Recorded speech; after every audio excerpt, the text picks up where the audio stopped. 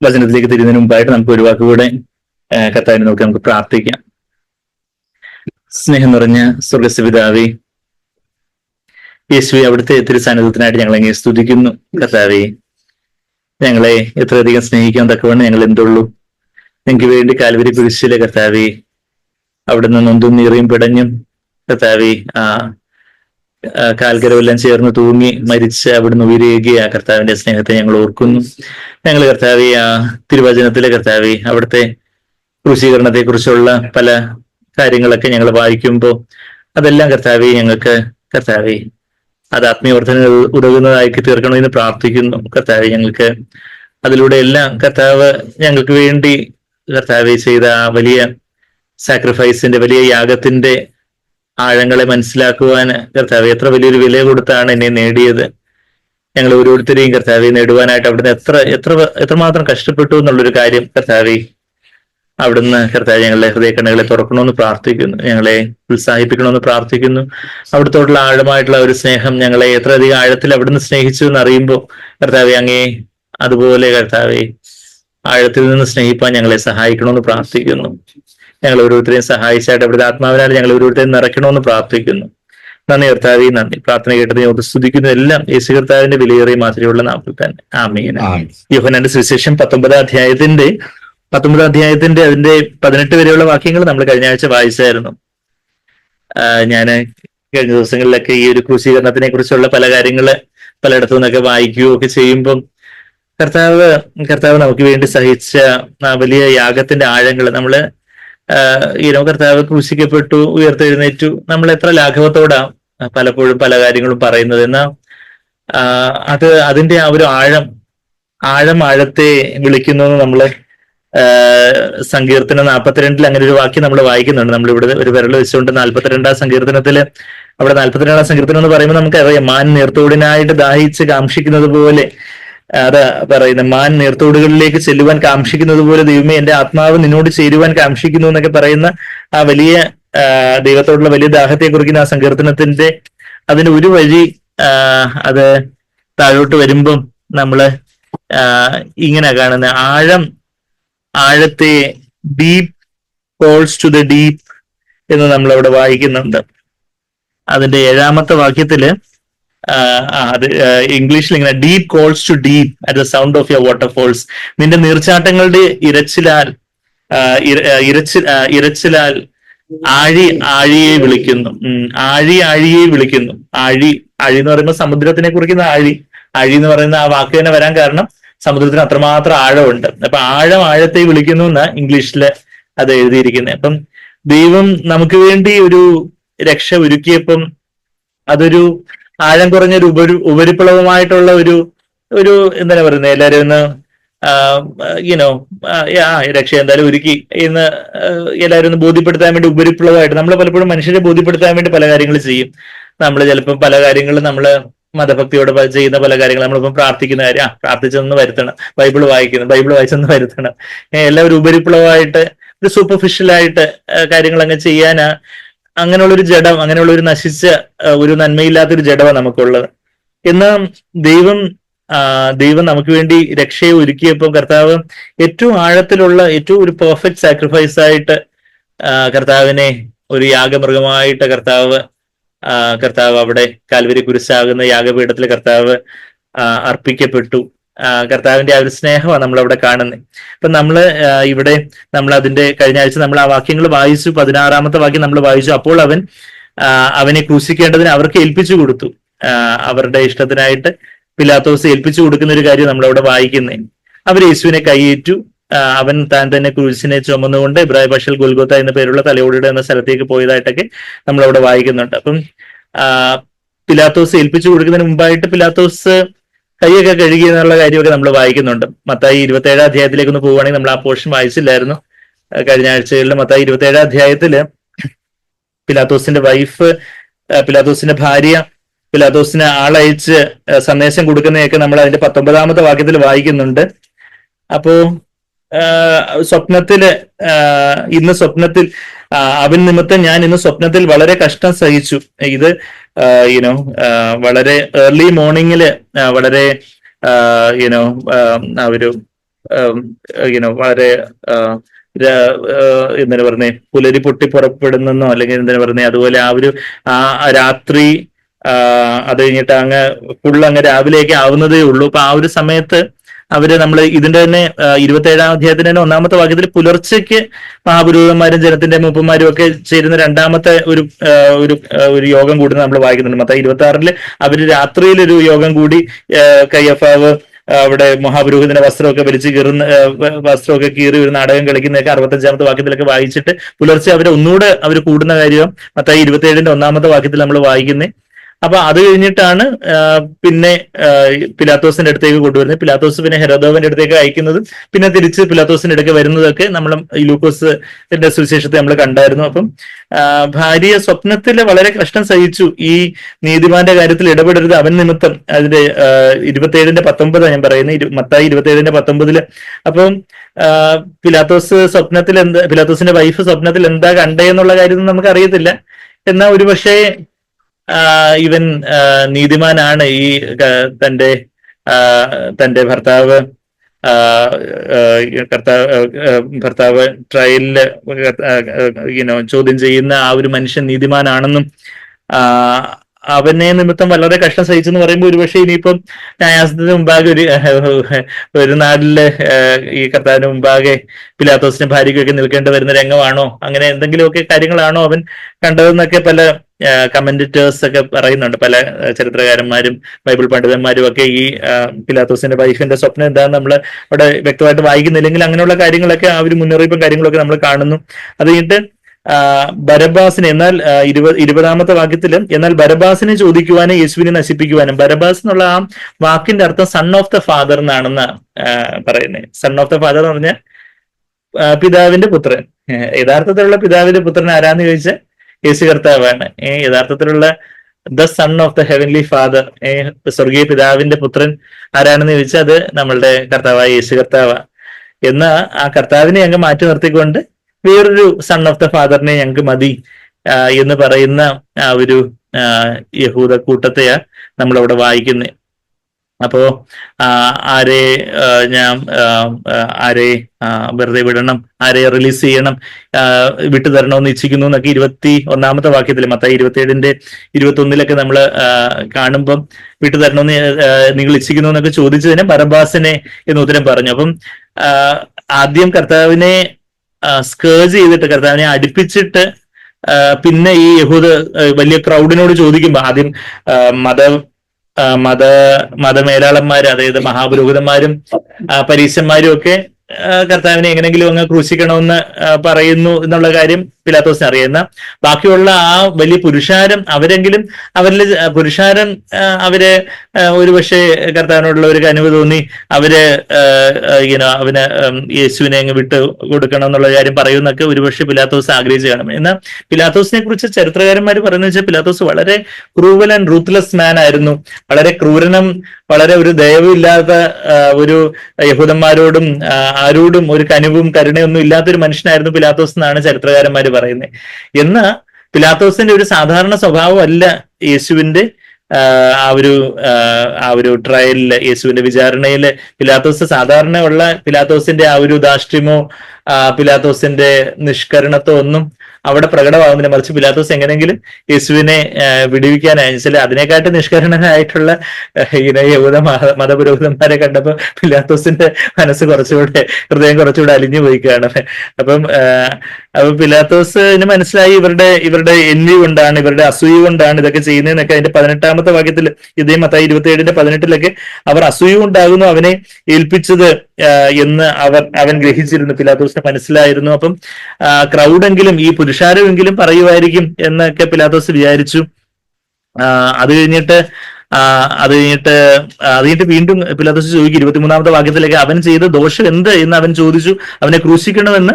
അത് ദോഷം എന്താണെന്ന് അവർ പറയാൻ നിൽക്കുന്നില്ല. ക്രൂശിക്കണം എന്ന് നിലവിളിച്ച് പറഞ്ഞു എന്നുള്ളൊരു കാര്യം. അവിടെ നമ്മൾ 24-ാമത്തെ വാക്യത്തിൽ ആരവാരം എന്ന് പറയുമ്പോൾ ഇംഗ്ലീഷില് എഴുതിയിരിക്കുന്നത്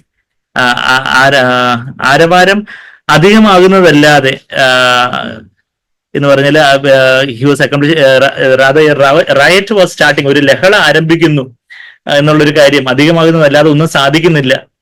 ഈ വലിയൊരു ലഹള മാതിരി ബഹളം അങ്ങ് കൂടിക്കൂടി വരുവാണെന്നുള്ള കാര്യമൊക്കെ കണ്ടപ്പോഴത്തേക്കും എന്നാൽ പിലാത്തോസിന് അധികാരം ഉണ്ടായിരുന്നു. എന്നാൽ പിലാത്തോസ് ആ ഒരു ആരവാരമൊക്കെ പേടിച്ച്, അല്ലെങ്കിൽ പുരുഷാരത്തിന്റെ വലിയ ബഹളവും കാര്യങ്ങളും ഒക്കെ പേടിച്ച്, ചില ആൾക്കാരൊക്കെ നമ്മളോട് ഒച്ചയിട്ടുണ്ടെങ്കിലൊക്കെ പറയുമ്പോഴത്തേക്കും നമ്മളങ്ങ് എന്താ പേടിച്ചു പോകും ഇല്ലേ?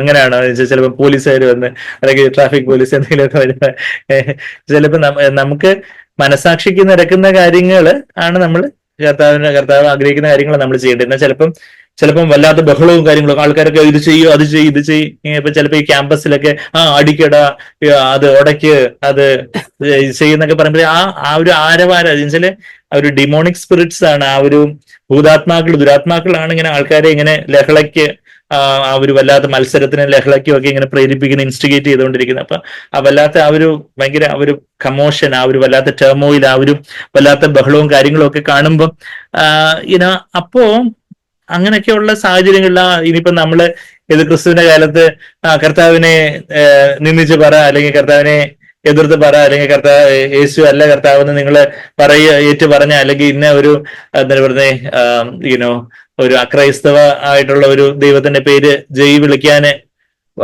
അങ്ങനെ ഒരു ആരവാരം, ഒരു ഭയങ്കര ഒരു ആക്രോശം, ഭയങ്കര ഒരു ബഹളം അങ്ങനെയൊക്കെ ഉണ്ടാവുമ്പോ നമ്മള് അയ്യോ എല്ലാരും കൂടെ പറയുന്നതല്ലേ, എന്തെങ്കിലും ശരിയാക്കി കളയെന്ന് പറഞ്ഞ് നമ്മളങ്ങ് ആ ഒരു ക്രൗഡിന്റെ ആ ഒരു പ്രഷറിന്, അതായത് പുരുഷാരത്തിന് ഒരു സമ്മർദ്ദത്തിന് നമ്മൾ വഴങ്ങി പോവോ? നമുക്ക് നമ്മളുടെ ജഡത്തിൽ യാതൊരു നന്മയില്ല. അതുകൊണ്ട് നമ്മള് കർത്താവെ അവിടുന്ന് സഹായിച്ചാലല്ലാതെ എനിക്ക് അങ്ങനെ പറ്റത്തില്ല. പിലാത്തോസിന് അത് സാധിച്ചില്ല. പിലാത്തോസ് ആ ഒരു വലിയ, ഇപ്പൊ തന്നെ നമ്മുടെ ഡിപ്പാർട്ട്മെന്റില്, ഓഫീസില്, റോഡിലൊക്കെ പുരുഷാരം പെട്ടെന്ന് മെജോറിറ്റിയുടെ കൂടെ നിൽക്കാനാ എപ്പോഴും ഒരു ഹ്യൂമൻ ടെൻഡൻസി. മെജോറിറ്റിയുടെ കൂടെ നിൽക്കുന്ന സേഫ് എന്ന് വെച്ചാൽ ഭൂരിപക്ഷത്തിന് കൂടെ നിൽക്കുമ്പോൾ ആൾക്കാർ നമുക്ക് ചോദിക്കാൻ പറയാനുണ്ട്. നമ്മൾ ന്യൂനപക്ഷമായിട്ട് നമ്മൾ സത്യത്തിന് വേണ്ടി ഒരു നിലപാടെടുക്കാനൊക്കെ നമുക്കത് സ്വാഭാവികമായിട്ട് പ്രയാസമുള്ള കാര്യം. എന്നാൽ സത്യത്തിന് വേണ്ടി, കർത്താവിന് വേണ്ടി നമ്മള് കർത്താവിനെ നമ്മളെ ബലപ്പെടുത്തിയാലേ നമുക്ക് ഓരോ അതുപോലെയൊക്കെയുള്ള ആരവാരം, അല്ലെങ്കിൽ അതുപോലെ വലിയ ആരവങ്ങള്, വലിയ ശബ്ദങ്ങളും കോലാഹലങ്ങളും ഒക്കെ വരുന്ന സമയത്തും എന്റെ കർത്താവ് എനിക്ക് മതിയായവനാണെന്ന് പറയാൻ നമുക്ക് നമ്മളുടെ നാവിന് ബലം പരിശുദ്ധാത്മാവ് തരത്തുള്ളൂ. പോളികാർപ്പ് എന്ന് പറഞ്ഞ ഒരു ദൈവമനുഷ്യനുണ്ടായിരുന്നു ഒന്നാം നൂറ്റാണ്ട്, രണ്ടാം നൂറ്റാണ്ട് ആ സമയത്ത് ആദിമ ക്രിസ്ത്യാനികളില് വലിയ ഒരു രക്തസാക്ഷിയായി തീർന്ന ഒരു പോളികാർപ്പ്. അപ്പം പോളികാർപ്പ് 80 വയസ്സിലേറെ ആയിരുന്നു. അദ്ദേഹത്തെ അവര് ജീവനോടെ കത്തിക്കാനൊക്കെ കൊണ്ടുപോയിട്ട് അവസാനം ഒരു ചാൻസ് നൽകി, നീ ഇത്രയൊക്കെ വന്യവയോധികനാണല്ലോ, അപ്പൊ അതുകൊണ്ട് അവസാനം യേശുവിനെ നീ ഒന്ന് തള്ളി പറയുവാണെങ്കിൽ നിന്നെ ഇതിനകത്തുനിന്ന് വിട്ടയക്കാം എന്ന് പറയുമ്പോൾ പോളികാർപ്പ് പറയുന്ന ആ ഒരു വാക്യങ്ങൾ ചരിത്രത്തിൽ അത് രേഖപ്പെടുത്തിയിട്ടുണ്ട്. എനിക്ക് ഇത്രയും വർഷങ്ങൾ എനിക്ക് നന്മ മാത്രം ചെയ്ത കർത്താവിനെ ഞാൻ എന്തിനു തള്ളി പറയണം, എനിക്ക് യേശു കർത്താവ് മാത്രമേ ഉള്ളൂ. ഞാൻ എക്സാക്ട് വരികളല്ല പറയുന്നതെന്ന് അത് കർത്താവിനെ ഏറ്റു പറയുകയും അദ്ദേഹം ജീവനോടെ അഗ്നിക്കിരയാവുകയും. എന്നാൽ നമുക്കറിയാം ആ ജീവൻ പോയ അതേ നിമിഷത്തിന്റെ അതേ കണത്തിൽ തന്നെ ആ ജീവൻ എവിടെ എത്തി? കർത്താവിന്റെ സന്നിധിയില്, അത് സന്തോഷ പരിപൂർണതയില്. അപ്പം താൻ ജീവൻ പിടിയുമ്പോഴും സന്തോഷ പരിപൂർണതയില് കർത്താവിന് വലിയ കൃപയോടെ അദ്ദേഹം. അതുപോലെ പല രക്തസാക്ഷികളൊക്കെ അതുപോലെ ഈ അഗ്നിയിലേക്ക് അടുക്കുമ്പോൾ പോലും അവര് ഈവൻ റിനൈസൻസിന്റെ സമയത്ത്, അതായത് കത്തോലിക്ക സഭ ഡാർക്ക് ഏജസില് ക്വീൻ മേരി എന്നൊക്കെ പറയുന്ന, ക്വീൻ മേരി അല്ലെങ്കിൽ ബ്ലഡി മേരി എന്നൊക്കെ അറിയപ്പെടുന്ന ആ ഒരു ദുഷ്ടയായിട്ടുള്ള ഒരു രാജ്ഞി ഇംഗ്ലണ്ടില് കത്തോലിക്ക സഭ പോപ്പുമാരും ഒക്കെ ആയിട്ട് വല്ലാത്ത അതുപോലെ ക്രൂരമായിട്ടുള്ള വചനവിരുദ്ധമായിട്ടുള്ള പല കാര്യങ്ങളുമായിട്ട് അങ്ങനെ ആയിരുന്ന സമയത്ത്, അതായത് മാർട്ടിൻ ലൂതറിന്റെ ഒക്കെ മുമ്പ്, മാർട്ടിൻ ലൂതറൊക്കെ അതിൽ നിന്ന് ഒരു സ്റ്റാൻഡ് എടുത്ത് വെളിയിൽ വന്നു എന്ന ആ സമയത്തൊക്കെ രക്തസാക്ഷിയായി തീർന്ന പലരെ കുറിച്ചും ഒക്കെ പറയുന്നത് അതിലെ ആ വലിയ ഒത്തിരി പേരെ ആ ക്വീൻ മേരി എന്ന് പറയുന്ന ആ സ്ത്രീ ഒത്തിരി ക്രിസ്ത്യാനികളെ രക്തസാക്ഷികളാക്കി കൊല്ലുകയും ഒക്കെ ചെയ്തു. അപ്പോ അതില് എനിക്ക് തോന്നുന്നു ആദ്യത്തെ ആ രക്തസാക്ഷി, അദ്ദേഹത്തിന്റെ പേര് ഞാൻ ജോൺ എന്നോ അങ്ങനെ എന്തോ ഒരു ഫുൾ പേര് ഞാൻ ഓർക്കുന്നില്ല. ഞാൻ ഇതിനു മുമ്പ് നമ്മുടെ റെവലേഷൻ ബൈബിൾ സ്റ്റഡിയിൽ അതിനെക്കുറിച്ച് അത് അന്ന് പറഞ്ഞപ്പോൾ നമ്മൾ ബാബിലോണിന്റെ കാര്യമൊക്കെ പറഞ്ഞപ്പോൾ അന്ന് അത് മെൻഷൻ ചെയ്തിട്ടുണ്ടായിരുന്നു. അപ്പൊ എന്ന ആ മനുഷ്യനും ഈ അഗ്നിയിലേക്ക് നടന്നെടുക്കുമ്പോഴൊക്കെ അവിടെ അഗ്നിയിൽ കൈ കഴുകുന്നത് പോലെ തന്റെ അദ്ദേഹം ആ അഗ്നിയിലേക്ക് നടന്ന് നീങ്ങി ആ ഒരു ഡിഗ്നിറ്റി, ആ മാന്യതയൊക്കെ അത് കണ്ടു നിന്ന ആൾക്കാർ പറഞ്ഞത് ഒരു മനുഷ്യന് തന്റെ വിവാഹത്തിന്റെ വേദിയിലേക്ക് കയറി പോകുന്ന ലാഘവത്തിലാണ് അദ്ദേഹം ഈ അഗ്നിയിലേക്ക് നടന്നു പോയതെന്നൊക്കെ ദൃക്സാക്ഷികൾ പറഞ്ഞതായിട്ടൊക്കെ ചരിത്രം രേഖപ്പെടുത്തിയിട്ടുണ്ട്. എന്ന് പറഞ്ഞാല് ശരിക്കും ഒരു വിവാഹ വേദിയിലേക്ക് ആത്മമണവാളനായ കർത്താവിനോട് ഒന്നായി ചേരുവാനായിട്ട് വിവാഹ വേദിയിലേക്ക് പോയ പോലെയുള്ള ഒരു ലാഘവത്തോടെ, ആ ഒരു മാന്യതയോടെ, ആ ഒരു ഡിഗ്നിറ്റിയോടെ, അത് Queen Mary, bloody Mary ruled England. ഏകദേശം 288 ക്രിസ്ത്യാനികളെ കൊലപ്പെടുത്തിയ ആ ഒരു സ്ത്രീയായിരുന്നു. അതിൽ ആദ്യത്തെ ആളായിരുന്നു ജോൺ റോജേഴ്സ്. ഞാൻ ഇപ്പൊ ആ പേജ് ഇങ്ങനെ മറിച്ചെടുത്തത്. ജോൺ റോജേഴ്സ് 1555 മുതൽ 1558 വരെയുള്ള ആ കാലയളവില് എന്നാ ഞാൻ മനസ്സിലാക്കുന്നത്. ഞാൻ ഇങ്ങനെ എഴുതിയിട്ട് ഒരു ചരിത്രം നമ്മൾ അതുപോലെയുള്ള കാര്യങ്ങളൊക്കെ വായിച്ച് എഴുതിയിട്ടത്. അപ്പം 288 ക്രിസ്ത്യാനികളെ കൊലപ്പെടുത്തി അതിൽ ആദ്യത്തെ ആളാണ് ഈ ജോൺ റോജേഴ്സ്. ജോൺ റോജേഴ്സ് ആണ് ഇതുപോലെ ഒരു വിവാഹ വേദിയിലേക്ക് ഒരുവൻ നടന്നെടുക്കുന്ന ആ മാന്യതയോടെ പറയുന്നത് പോലെ അതുപോലെയൊക്കെയുള്ള കാര്യങ്ങൾ. അപ്പൊ ഞാൻ പറഞ്ഞു വരുന്ന വെച്ചാൽ ഈ ആരവാരം വരുമ്പോ ഈ വലിയ അന്നും ഒത്തിരി പേര് ഈ അധികാരത്തിലുള്ള റോമൻ പട്ടാളക്കാരും ഒക്കെ അങ്ങ് ഭയങ്കര അന്ന് രക്തസാക്ഷികൾ എന്ന് പറയുമ്പോൾ റോമൻ പട്ടാളക്കാർ മാത്രമല്ല, ബാക്കിയുള്ള അന്നത്തെ ഇപ്പൊ ജോൺ റോജേഴ്സിന്റെ കാര്യം പറയുവാണെങ്കിൽ അന്നത്തെ അതിന് കത്തോലിക്ക സഭയും അതുപോലെയൊക്കെയുള്ള മതമേലാളന്മാരൊക്കെ ആയിരുന്നു അന്ന് ക്രിസ്ത്യാനികളെ കൊലപ്പെടുത്താനായിട്ട് മുന്നിൽ നിന്നിരുന്നത്. എന്നാൽ ഓരോ സമയത്തും അതുപോലെയൊക്കെയുള്ള ഒരുപാട് പീഡനങ്ങളിലൂടെയൊക്കെ സഭ കടന്നുപോയി. ഇനിയിപ്പം അവസാന കാലത്ത് നമ്മൾ മഹോപദ്രവത്തിലൂടെ സഭ കടന്നുപോകുന്നതാണ് ദൈവവചനത്തിൽ നമ്മൾ കാണുന്നത്. എന്നാൽ ഇന്ന് ക്രിസ്തീയ ലോകത്ത് അങ്ങനെയൊന്നും കടന്നു പോകത്തില്ല എന്നൊക്കെയുള്ള ദുരുപദേശമൊക്കെ പഠിപ്പിച്ചുകൊണ്ടിരിക്കുന്ന ഒരു സമയത്ത് നമ്മൾ വചനം പറയുന്നത് പോലെ നമ്മളത് വിശ്വസിക്കുമ്പോൾ നമ്മളെ ദൈവം അതിലൂടെ നമ്മൾ അതിനു മുമ്പേ മരണപ്പെടുകയും കർത്താവ് അതിനു മുമ്പേ ആ ഒരു മഹോപദ്രവം ആ ഒരു ഘട്ടത്തിലേക്കൊക്കെ നമ്മൾ ജീവനോടായിരിക്കും എന്നുള്ള കാര്യം നമുക്ക് അറിയത്തില്ല. എന്നാൽ സഭ അതിലൂടെയൊക്കെ കടന്നു പോകുന്നുള്ള കാര്യമൊക്കെയാ. അപ്പൊ നമ്മളെ പലപ്പോഴും നമ്മളെ ചിലപ്പോൾ സാധിക്കും അതിനു മുമ്പേക്ക് കാര്യങ്ങളൊക്കെ എടുക്കപ്പെട്ട വലിയ വേദന അങ്ങ് പോയാൽ മതി എന്നൊക്കെ നമ്മള് സ്വാഭാവികമായിട്ട് നമുക്ക് തോന്നുമായിരിക്കും. പക്ഷെ എങ്കിലും കർത്താവേ അവിടുത്തെ ഇഷ്ടം എന്താണോ കർത്താവേ അതുപോലെ നടക്കട്ടെ എന്ന് നമുക്ക് പ്രാർത്ഥിക്കാം, അത്രയേ ഉള്ളൂ. എന്നാൽ അതിനുള്ള സമയത്ത് അങ്ങനെയൊക്കെയുള്ള സമയത്ത് ദൈവം അതിനുള്ള കൃപ തരും. നമ്മൾ അതിനെ കുറിച്ചൊന്നും ഭയപ്പെടേണ്ടയോ പേടിക്കേണ്ടതൊന്നും കാര്യമില്ല. അപ്പൊ ഞാൻ പറഞ്ഞു വെച്ചാൽ ആരവാരം അധികമാകുന്നത് 27 മത്തായി 27-24 ആരവാരം അധികമാകുന്നതല്ലാതെ ഒന്നും സാധിക്കുന്നില്ല എന്ന് പിലാത്തോസ് കണ്ടിട്ട് വെള്ളം എടുത്ത് പുരുഷാരം കാണുകയും കൈ കഴുകി. അങ്ങനെ എളുപ്പത്തിൽ കൈ കഴുകി അങ്ങ് പോകാവുന്ന ഒരു കുറ്റമല്ല പിലാത്തോസ് ചെയ്തതെന്നുള്ള കാര്യം നമുക്കറിയാം. നിന്നെ ഏൽപ്പിച്ചവർക്കാണ് അധികം പാപം ഉള്ളതെന്ന് കർത്താവ് യോഹന്നാൻ 19 അധ്യായത്തിൽ പറയുമ്പോൾ പിലാത്തോസിന് പാപം ഉണ്ടെന്നാണോ? പിലാത്തോസിന് പാപമുണ്ട്. അധികം പാപം ഈ ഏൽപ്പിച്ചു തന്ന യഹൂദന്മാർക്കാ ഉള്ളേ. എന്നാൽ പിലാത്തോസിന് പാപം ഉണ്ടെന്നുള്ള കാര്യം കർത്താവോട് സ്പഷ്ടമാക്കുന്നുണ്ട്. അപ്പം അങ്ങനെ വെള്ളം എടുത്ത് പുരുഷാരം കാണിക്കെ കൈ കഴുകി, ഈ നീതിമാന്റെ രക്തത്തിൽ എനിക്ക് കുറ്റമില്ല, നിങ്ങൾ തന്നെ നോക്കിക്കൊള്ളുവിനെന്ന് അവൻ പറഞ്ഞു. എന്നാൽ അവര് തന്നെ ശിക്ഷാവിധി വരുത്തി വെക്കുന്നത് വണ്ണം ആ യഹൂദന്മാരെന്താ വിളിച്ചു പറഞ്ഞു, അവന്റെ രക്തം ഞങ്ങളുടെ മേലും ഞങ്ങളുടെ മക്കളുടെ മേലും വരട്ടെ എന്ന് ജനമൊക്കെയും ഉത്തരം പറഞ്ഞു. എത്ര ധാർഷ്ട്യത്തോടാണ് അവർ പറഞ്ഞത്. അങ്ങനെയാണെങ്കിൽ അങ്ങനെ ആവട്ടെ എന്നുള്ള രീതിയിലുള്ള ആ ഒരു ധാർഷ്ട്യം, മനുഷ്യന്റെ ആ അധപ്പതിച്ച ആ ഒരു അവസ്ഥ എത്രമാത്രം ക്രൂശിക്കാന്ന് അതുപോലെ ആർപ്പിട്ട ആൾക്കാരുടെ ഇടയിലും കർത്താവ് സൗഖ്യമാക്കി വരും. കർത്താവ് അഞ്ചപ്പം കൊണ്ടായാലും വില പോഷിപ്പിച്ചപ്പോഴും ബാക്കി വേറെ ഓരോ കാര്യങ്ങളിലൊക്കെ ഉണ്ടായിരുന്നവരൊക്കെ നമുക്കറിയത്തില്ല. ഇപ്പൊ ആ കർത്താവിന് ഹോസന പടി അതേ ഞായറാഴ്ചത്തെ അതേ ക്രൗഡ് തന്നെയാണോ ഇതെന്നുള്ള കാര്യത്തിൽ നമ്മൾ വചനത്തിൽ വ്യക്തതയില്ല. ഒരുപക്ഷെ അവിടുത്തെ ലോക്കൽ റെസിഡൻസ് ആയിട്ടുള്ള ജെറുസലേം കർത്താവ് അഞ്ചപ്പം കൊണ്ടായാലും ഒരു പക്ഷേ ബത്സയില്ല, അതൊക്കെ അങ്ങ് നോർത്തേൺ ഇസ്രായേലില്. ഇവിടെ ഇപ്പൊ യെരുസലേമിലാണ് ഇത് നടക്കുന്നത്. യെരുസലേമില് അവിടുത്തെ ലോക്കലായിട്ടുള്ള ആൾക്കാർ തന്നെ ആയിരിക്കാം, നമുക്ക് അറിയത്തില്ല. അവിടെ പിന്നെ പെസഹായ്ക്ക് വന്ന ഒത്തിരി പേരുണ്ട്. എന്തായാലും ദൈവത്തിന് മുന്നറിവ് പ്രകാരം നമ്മള് ഇതൊക്കെ വായിക്കുമ്പോഴും അപ്പോസ്തലപ്രവൃത്തികൾ 2-ാം അധ്യായത്തിൽ പത്രോസ് പറയുന്ന ഒരു വാക്യത്തിലേക്കൊന്ന് നമുക്ക് പെട്ടെന്ന് പോവാം.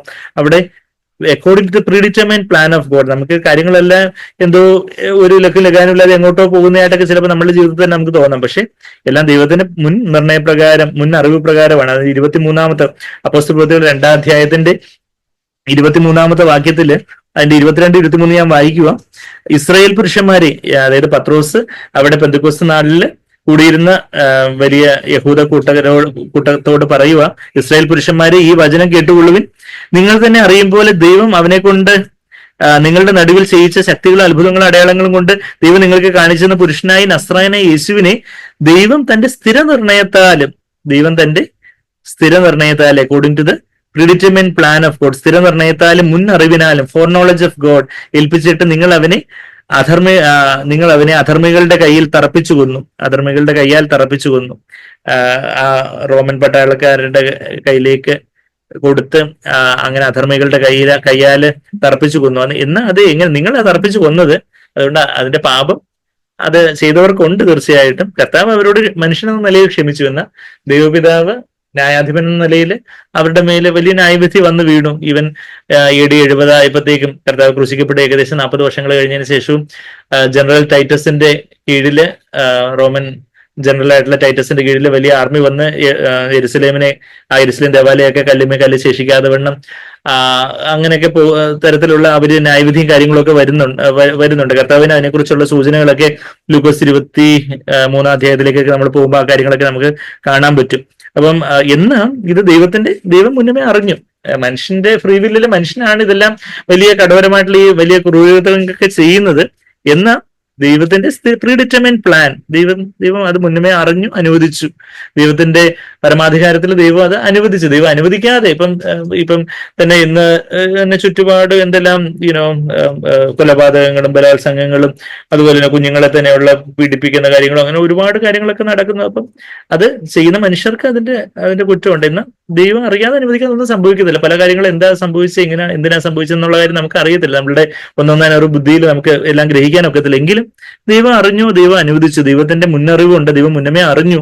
ഫോർ നോളജ് ഉണ്ട്, സ്ഥിരനിർണയമുണ്ട്, പ്രീഡിറ്റർമിൻഡ് പ്ലാൻ ഉണ്ട്. എന്നാൽ നിങ്ങളാണ് അത് ചെയ്തത് എന്നുള്ളൊരു കാര്യം അവിടെ വായിക്കുന്നുണ്ട്. നമ്മൾ തിരിച്ച് മത്തായി 27 വരുമ്പോൾ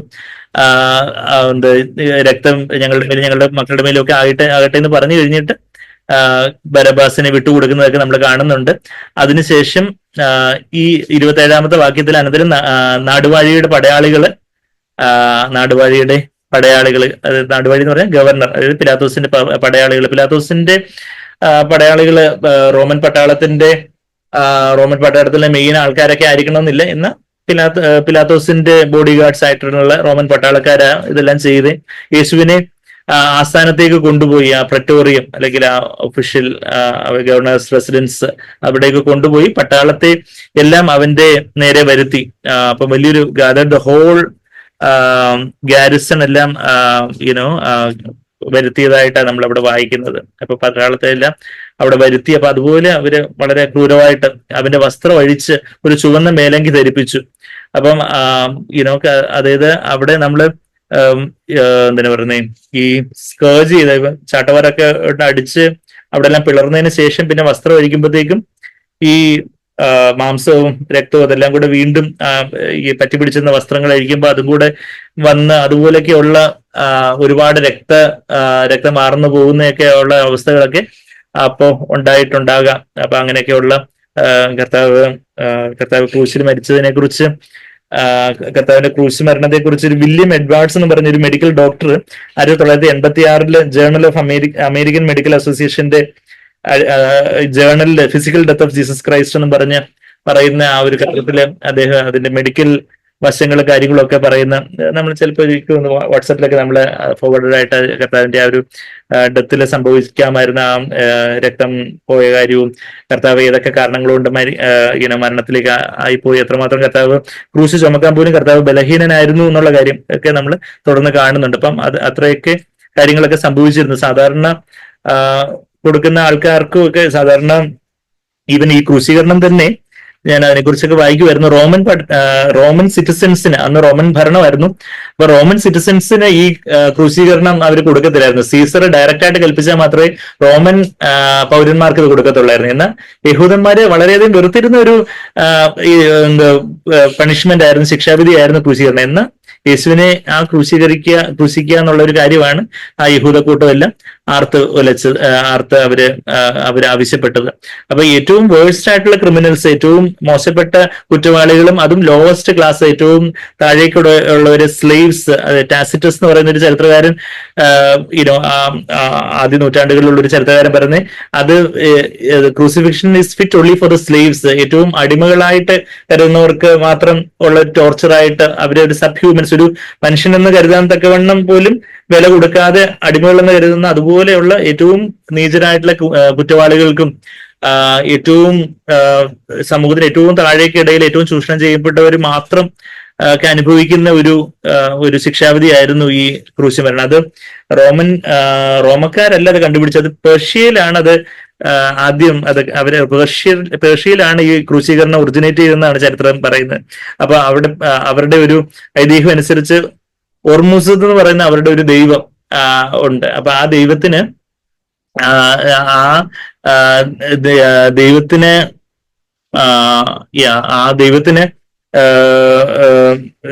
ഈ ദൈവത്തെ സംബന്ധിച്ചുള്ള അത് ഭൂമിയുടെ ദൈവമായിട്ട് അവർ കരുതുന്നത്. അപ്പം കുറ്റവാളികളെ ഭൂമിയിൽ നിന്നങ്ങ് ഉയർത്തി, ഭൂമി കറപ്റ്റ് ആവാതെ വേണം, ഭൂമി മലീമസമാകാതെ വണ്ണം ഈ കുറ്റവാളി ഭൂമിയിൽ നിന്നങ്ങ് ഉയർത്തി ഊർമുസദ് ദേവനോ അങ്ങനെ അവർ പറയുന്ന ആ ഒരു ജാതീയമായിട്ടുള്ള അങ്ങനെയൊക്കെയുള്ള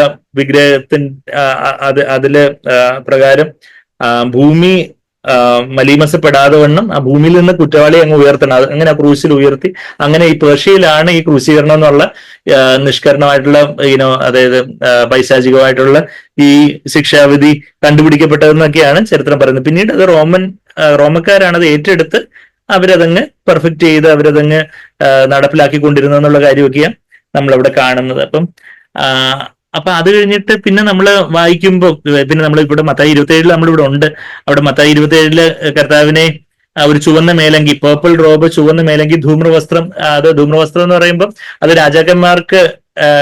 രാജാക്കന്മാരൊക്കെയാണ് ധൂമ്രവസ്ത്രം ധരിക്കുന്നത്. അപ്പം കർത്താവ് ഇവന് യഹൂദന്മാരുടെ രാജാവാണെന്ന് പറഞ്ഞു. അപ്പൊ ഇവനെ ധൂമ്രവസ്ത്രം ധരിച്ച കളിയാക്കാൻ വേണ്ടി അതുപോലുള്ള പരിഹാസം, കർത്താവ് ആ പരിഹാസം സഹിച്ചത് നമ്മൾ ഓരോരുത്തരും ദൈവമുമ്പാകെ മാന്യതയുള്ളവരായിട്ട്, ദൈവമുമ്പാകെ നമുക്ക് ബഹുമാനം കിട്ടേണ്ടതിനായിട്ട് കർത്താവ് നമുക്ക് വേണ്ടി പരിഹാസം സഹിച്ചു. ആ ക്രൂശിലെ ആ ഒരു പരിഹാസം, കർത്താവിന്റെ വസ്ത്രം ഒഴിക്കപ്പെട്ടു. നമ്മള് കർത്താവിന്റെ നീതിയങ്കി അണിയുവാനും കർത്താവിന്റെ മണവാട്ടി വസ്ത്രം അണിയുവാനും കർത്താവിന്റെ സർവായുധവർഗം ധരിക്കുവാനും, സർവായുധവർഗം എന്ന് പറഞ്ഞാൽ ഹോൾ ആർമർ ഓഫ് ഗോഡ്, ആ ഒരു ദൈവത്തിന്റെ കർത്താവിന്റെ ആ വലിയ സർവായുധവർഗത്തെ കുറിച്ച് എഫീസർ 6-ാം അധ്യായത്തിൽ നമുക്ക് നീതിയെങ്കി ദൈവം ബേസിക് ആയിട്ട് തന്നിട്ടുണ്ട്. എന്നാൽ പരിശുദ്ധാത്മാവിന്റെ നിറവിൽ നമുക്ക് എന്തൊക്കെയുണ്ടെന്ന് ചോദിച്ചാൽ എന്തൊക്കെയുണ്ട്? മണവാട്ടി വസ്ത്രമുണ്ട്, പിന്നെ സർവായുധവർഗമുണ്ട്, പിന്നെ പുരോഹിത വസ്ത്രം. നമ്മൾ പുരോഹിതന്മാരാണ്, രാജകീയ പുരോഹിത വർഗം. അപ്പം നമുക്ക് പുരോഹിത വസ്ത്രവും മണവാട്ടി വസ്ത്രവും സർവായുധ വർഗവും കർത്താവിനെ നീതി അങ്കിയൊക്കെ നമ്മളെ ധരിപ്പിക്കുവാൻ വേണ്ടി കർത്താവ് എന്ത് ചെയ്തു? കർത്താവ് തന്റെ വസ്ത്രം അഴിച്ചു മാറ്റപ്പെടുവാനായിട്ട് കർത്താവ് ഏൽപ്പിച്ചു കൊടുത്തു എന്നുള്ളൊരു കാര്യം നമ്മളിവിടെ കാണുന്നത്. അത് മാത്രം സാധാരണ ക്രൂശിക്കപ്പെടുന്ന സമയത്ത് മാത്രമേ അവരെ നഗ്നരായിട്ട് വിവസ്ത്രരായിട്ട് ക്രൂശിക്കത്തുള്ളായിരുന്നു എന്നാ പറയുന്നത്. എന്നാൽ കർത്താവിനെ അടിക്കുന്ന സമയത്ത് തന്നെ ഈ വസ്ത്രമൊക്കെ മാറ്റി വേറെ വസ്ത്രം ഇടിപ്പിച്ച് അങ്ങനെയൊക്കെയുള്ള കാര്യങ്ങളൊക്കെ അവർ ചെയ്തു എന്നുള്ള കാര്യങ്ങളൊക്കെ നമ്മളിവിടെ വായിക്കുന്നു. അപ്പൊ അങ്ങനെ അവന്റെ വസ്ത്രം അഴിച്ച് ഒരു ചുവന്ന മേലങ്കി ധരിപ്പിച്ചു, മുള്ളുകൊണ്ടുള്ള ഒരു കിരീടം മെടഞ്ഞു, അവന്റെ തലയിൽ വെച്ച് വലങ്കയിൽ ഒരു കോല് കൊടുത്ത്, വലങ്കയിൽ ചെങ്കോല് മാതിരി മുൾക്കിരീടമൊക്കെ അവര് വളരെ കർത്താവിനെ എങ്ങനെയൊക്കെ അപമാനിക്കാം, എങ്ങനെയൊക്കെ കളിയാക്കാം എന്നുള്ള കാര്യത്തിലും പുതിയ പുതിയ കാര്യങ്ങൾ കണ്ടുപിടിച്ച് അവരങ്ങനെ ചെയ്തുകൊണ്ടിരിക്കുമ്പോൾ നമ്മൾ എന്താ ചെയ്യേണ്ടത്? നമ്മള് കർത്താവിനെ എത്രയധികം ആരാധിക്കാം, കർത്താവിനെ എത്രയധികം ബഹുമാനിക്കാം എന്നുള്ള കാര്യത്തിൽ റോമൻ പടയാളികൾ അവര് കർത്താവിനെ അപമാനിക്കാൻ വേണ്ടി അവര് അത്രമാത്രം പുതിയ പുതിയ മാർഗങ്ങൾ കണ്ടെത്തിയെങ്കിൽ കർത്താവിനെ ആരാധിക്കുവാനും കർത്താവിനെ ഉയർത്തുവാനുമായിട്ട് നമ്മളുടെ ജീവിതത്തിൽ നാം എത്രയധികം ശ്രദ്ധിക്കണം എന്നുള്ളൊരു കാര്യം അത് നമ്മളെ പഠിപ്പിക്കുന്ന ഒരു കാര്യം. അങ്ങനെ യഹൂദന്മാരുടെ രാജാവേ ജയ ജയ എന്ന് പരിഹസിച്ച് പറഞ്ഞു. പിന്നെ അവന്റെ മേൽ തുപ്പി കോലെടുത്ത്, ആ കയ്യിലിടുന്ന ചെങ്കോൽ എന്ന് പറഞ്ഞ ആ കോലെടുത്ത് അവന്റെ തലയിൽ അടിച്ചു. അവനെ പരിഹസിച്ച് തീർന്നപ്പോ പരിഹസിച്ച് മേലങ്കി പിന്നെയും നീക്കി. അപ്പോഴത്തേക്കും ഈ മേലങ്കി അടിയൊക്കെ കൊണ്ടതിന് ശേഷം മേലങ്കി വസ്ത്രം എടുക്കുന്നു, മേലങ്കി ഇടുന്നു, പിന്നെ അവന്റെ വസ്ത്രം ഇടുന്നു. അപ്പോഴത്തേക്കും ആ ഓരോ പ്രാവശ്യവും വസ്ത്രവും രക്തവും എല്ലാം കൂടെ കട്ടപിടിച്ച് ആ തൊലിയും അതെല്ലാം ഒത്തിരി രക്തം ഒക്കെ വാർന്നൊഴുകിക്കൊണ്ടിരുന്ന് കാണും. അവന്റെ സ്വന്തം വസ്ത്രം ധരിപ്പിച്ച് ക്രൂശിക്കുവാൻ കൊണ്ടുപോയി. അവർ പോകുമ്പോൾ ശീമോൻ, അപ്പം ഈ ക്രൂശിക്കപ്പെടുന്ന ആള് തന്നെ, ആ കുറ്റവാളി തന്നെ ആണ് ക്രൂശ് എടുത്തുകൊണ്ട്, ക്രൂശിന്റെ ലംബമായിട്ടുള്ള ഒരു വെർട്ടിക്കലായിട്ടുള്ള ഒരു വലിയൊരു വലിയൊരു പലക, അത് ആ ക്രൂശിക്കപ്പെടുന്ന സ്ഥലത്ത്, ഇപ്പൊ ഇവിടെ തലയോടിടം എന്ന് പറയുന്ന ആ ഒരു മലയിൽ ക്രൂശിച്ചെന്നുള്ളത് നമ്മൾ കാണുന്നുണ്ട്. അപ്പം സാധാരണ ചരിത്രത്തിൽ പറയുന്നത് വെച്ചാൽ ആ ഒരു വെർട്ടിക്കലായിട്ടുള്ള ആ വലിയ പലക അവിടെ അത് സെറ്റ് ചെയ്തിട്ടുണ്ടായിരിക്കും. ഈ തിരശ്ചീനമായിട്ടുള്ള ഹൊറിസോണ്ടൽ ആയിട്ടുള്ള ആ ഒരു ബീം അത് ഈ ക്രൂശിക്കപ്പെടുന്ന ആൾ ചുമന്നുകൊണ്ട് പോകണം. അപ്പൊ അതിന്റെ ഏകദേശം ഭാരമൊക്കെ ചരിത്രകാരന്മാര് ഈ പറയുന്നതെന്ന് വെച്ചാൽ ക്രൂസിന്റെ മൊത്തം വെയിറ്റ് എന്ന് പറഞ്ഞാൽ ഒരു 300 പൗണ്ട് അല്ലെങ്കിൽ ഒരു 135 കിലോ ഉണ്ട് ക്രൂസിന്റെ മൊത്തം വെയിറ്റ്. പിന്നെ ഈ ഹൊറിസോണ്ടൽ ബീം മാത്രം ഈ അതായത് തിരശ്ചീനമായിട്ടുള്ള ആ ഒരു തടി മാത്രം ചുമക്കാൻ അതൊരു 75 മുതൽ 125 പൗണ്ട് വരെയൊക്കെ ഉണ്ടായിരുന്നു. എന്ന് പറഞ്ഞാൽ 34 മുതൽ 56 കിലോ, ഒരു 50 കിലോ ഉള്ള വലിയൊരു തടി. അത് ഇത്രയും ബലഹീനനായതിനു ശേഷം കർത്താവ് തലേദിവസം രാത്രിയിൽ കർത്താവിന് ഉറങ്ങാൻ പറ്റി കാണത്തില്ല. അവരെ വിസ്തരിക്കാനും അവരെ അങ്ങോട്ടും ഇങ്ങോട്ടും വലിച്ചഴിച്ചുകൊണ്ട് കൊണ്ടുപോകാനും, പിന്നെന്താ കർത്താവിനെ കെട്ടപ്പെട്ടവനായിട്ട് കുടിക്കാൻ വെള്ളം കൊടുത്തു കാണൂ, എന്തെങ്കിലും ആഹാരം കൊടുത്തു കാണൂ, ഒന്ന് തലചായ്ക്കാൻ ഒന്ന് മയങ്ങാന് കർത്താവിനെ പറ്റി കാണൂ. അത്രയും ബലഹീനനായിട്ട് അത്രമാത്രം കർത്താവ് ഒരു കർത്താവ് നമ്മെ പോലെ ഒരു മനുഷ്യനായിട്ട് വന്നു. അപ്പം അത്രമാത്രം ബലഹീനനായിരുന്നുകൊണ്ട് കർത്താവിന് ആ സ്വന്തം ക്രൂശ് പോലും ചുമക്കാൻ തക്കവണ്ണമുള്ള ഒരു ആരോഗ്യസ്ഥിതി അനുവദിക്കാത്തത് കൊണ്ടാണ് വേറൊരാളെ ക്രൂശ് ചുമക്കാനായിട്ട് നിർബന്ധിച്ചതായിട്ട് നമ്മൾ 32-ാമത്തെ വാക്യത്തിൽ വായിക്കുന്നത്. അവർ പോകുമ്പോൾ ശിമോൻ എന്ന പേരുള്ള കുറേനക്കാരനെ കണ്ടു. ഈ കുറേന എന്ന് പറയുന്ന സൈറി എന്ന് പറയുന്ന സ്ഥലം നോർത്ത് ആഫ്രിക്കയിലുള്ള ഒരു സ്ഥലമാണ്. അപ്പൊ അവര് 800 മുതൽ 1300 മൈല് ദൂരെയുള്ള സ്ഥലമാണ് ജെറുസലേമിൽ നിന്ന് ഈ സൈറി കുറേന എന്ന് പറയുന്ന സ്ഥലം. അപ്പം ഈ കുറേനക്കാരനായിട്ടുള്ള ശീമോൻ അല്ലെങ്കിൽ സൈമൺ അവന് അവിടെ പെസഹായില് അവന് ഒരു ഭക്തനായ യഹൂദനായിട്ട് പെസഹ ആചരിക്കാൻ വേണ്ടി യെരുശലേമിൽ വന്നതായിരിക്കും. അപ്പൊ അവന് ആ ക്രൗഡിനകത്ത് കുറച്ചൊരു കോൺസ്പിക്വസ് ആയിട്ടുള്ള കുറച്ചൊരു ആരോഗ്യമുള്ള ഒരാളെന്ന് തോന്നിയതുകൊണ്ടായിരിക്കാം ഇദ്ദേഹത്തെ പിടിച്ച് ക്രൂശ് എടുക്കാൻ, സാധാരണ ഒരു കുറ്റവാളിയുടെ ക്രൂശ് എടുക്കാൻ ആരും അങ്ങനെ കർത്താവിനെ യേശുവിനെ അവന് അറിയത്തില്ല. എന്നാൽ അവന് ക്രൂശ് എടുത്ത് കർത്താവിന്റെ പിന്നാലെ ആയിരിക്കും ഒരുപക്ഷെ നടന്നത്. ക്രൂശ് എടുത്ത് എന്നെ അനുഗമിക്കുക എന്ന് പറയുമ്പോൾ യഥാർത്ഥത്തിൽ ക്രൂശ് എടുത്ത് ആക്ഷരികമായിട്ട് ക്രൂശ് എടുത്ത് അനുഗമിച്ച് ഈ കുറേനക്കാരനായിട്ടുള്ള ശീമോനെ നമ്മളിവിടെ കാണുന്നുണ്ട്. അപ്പൊ ആ കുറേനക്കാരനായ ശീമോനെ കുറിച്ച് പിന്നെ എവിടെയെങ്കിലും മെൻഷൻ ഉണ്ടോ എന്ന് ചോദിച്ചാൽ നമ്മള് മർക്കോസ് 15 ഇതേ കാര്യം തന്നെ മർക്കോസിന്റെ സുവിശേഷത്തിൽ നമ്മൾ വായിക്കുമ്പം ഈ ശീമോനെ കുറിച്ച് പറയുന്ന കാര്യം എന്താണെന്ന് അറിയാവോ? മർക്കോസ് 15 അധ്യായത്തിന്റെ 21-ാമത്തെ വാക്യത്തില് അലക്സാണ്ടറിന്റെയും അതായത് മലയാളത്തിൽ അലക്സാണ്ടറിന്റെയും റൂഫസിന്റെയും അപ്പനായി, മർക്കോസ് 15 21-ാമത്തെ വാക്യത്തിൽ ഈ ശിമോന് ആരാന്നാ പറയുന്നത്? അലക്സാണ്ടറിന്റെയും റൂഫസിന്റെയും അപ്പനായി വയലിൽ നിന്ന് വരുന്ന coming passer bye from the country എന്നുള്ളത്. അത് വയലിൽ നിന്ന് വരുന്ന കുറേനക്കാരനായ ശീമോൻ അവന്റെ ക്രൂശ് ചുമക്കുവാൻ അവർ നിർബന്ധിച്ചു. അപ്പം അവൻ വോളണ്ടറി ആയിട്ട് ചുമന്നതല്ല, അവനെ നിർബന്ധിച്ച് ചുമന്ന. എന്നാ ഇവന്റെ 2 മക്കള് അവരുടെ പേര് എടുത്ത് പറയുന്നത് കൊണ്ട് ഇവര് ഈ ശിമോനും ഈ അലക്സാണ്ടറും റൂഫസിന്റെ അച്ഛൻ എന്ന് പറയുമ്പോൾ അവര് കർത്താവിലേക്ക് പിന്നീട് വിശ്വാസികളായിട്ട് വന്നിട്ടുള്ളവരായിരിക്കണം. അതുകൊണ്ടാണ് മർക്കോസ് അത് എഴുതുമ്പം ഇന്ന 2 ആൾക്കാരുടെ പിതാവിനെ ഐഡന്റിഫൈ ചെയ്ത് പറയുന്നതെന്ന് നമ്മൾ വായിക്കുന്നുണ്ട്. നമ്മൾ പിന്നെ റോമർ 16 അധ്യായത്തിലേക്ക് വരുവാണെങ്കിൽ അവിടെ ഈ റൂഫസിനെ കുറിച്ചുള്ള ഒരു മെൻഷൻ, ആ റൂഫസ് ആണെന്നാണ് ചരിത്രകാരന്മാർ പറയുന്നത്. അപ്പം റോമർ 16 അധ്യായത്തിലേക്ക് നമ്മൾ വരുമ്പം ഈ റൂഫസിനെ പൗലോസ് റോമർക്കാർക്ക് എഴുതിയ ലേഖനം എഴുതുക. അപ്പൊ അവിടെ അതിന്റെ റോമർക്കാർക്ക് എഴുതിയ ലേഖനം 16 അധ്യായത്തിന്റെ 13-ാമത്തെ വാക്യത്തില് നമ്മൾ എന്താ വായിക്കുന്നത്? കർത്താവിൽ പ്രസിദ്ധനായ റൂഫസിനെ, കർത്താവില് അവനെ പ്രസിദ്ധനാകാന് അവന്റെ ഭക്തി തീർച്ചയായിട്ടും അവനെ പ്രസിദ്ധനാക്കി കാണും. A choice man in the Lord എന്നാ പിന്നെ ഒരുപക്ഷെ ഇവന്റെ അപ്പന അന്ന് കർത്താവിന് പിന്നാലെ ക്രൂശ് എടുത്തുകൊണ്ട് പോയേ എന്നുള്ളൊരു കാര്യമൊക്കെ അന്ന് എല്ലാവരും ശ്രദ്ധിച്ചിട്ടുണ്ടാവണം. അപ്പൊ കർത്താവിൽ പ്രസിദ്ധനായ റൂഫസിനെയും എനിക്കും അമ്മയായ അവന്റെ അമ്മയും വന്ദനം ചെയ്യുമെന്ന് പറയുമ്പോൾ അവരെല്ലാം കർത്താവിലേക്ക് വന്നിട്ടുണ്ട്.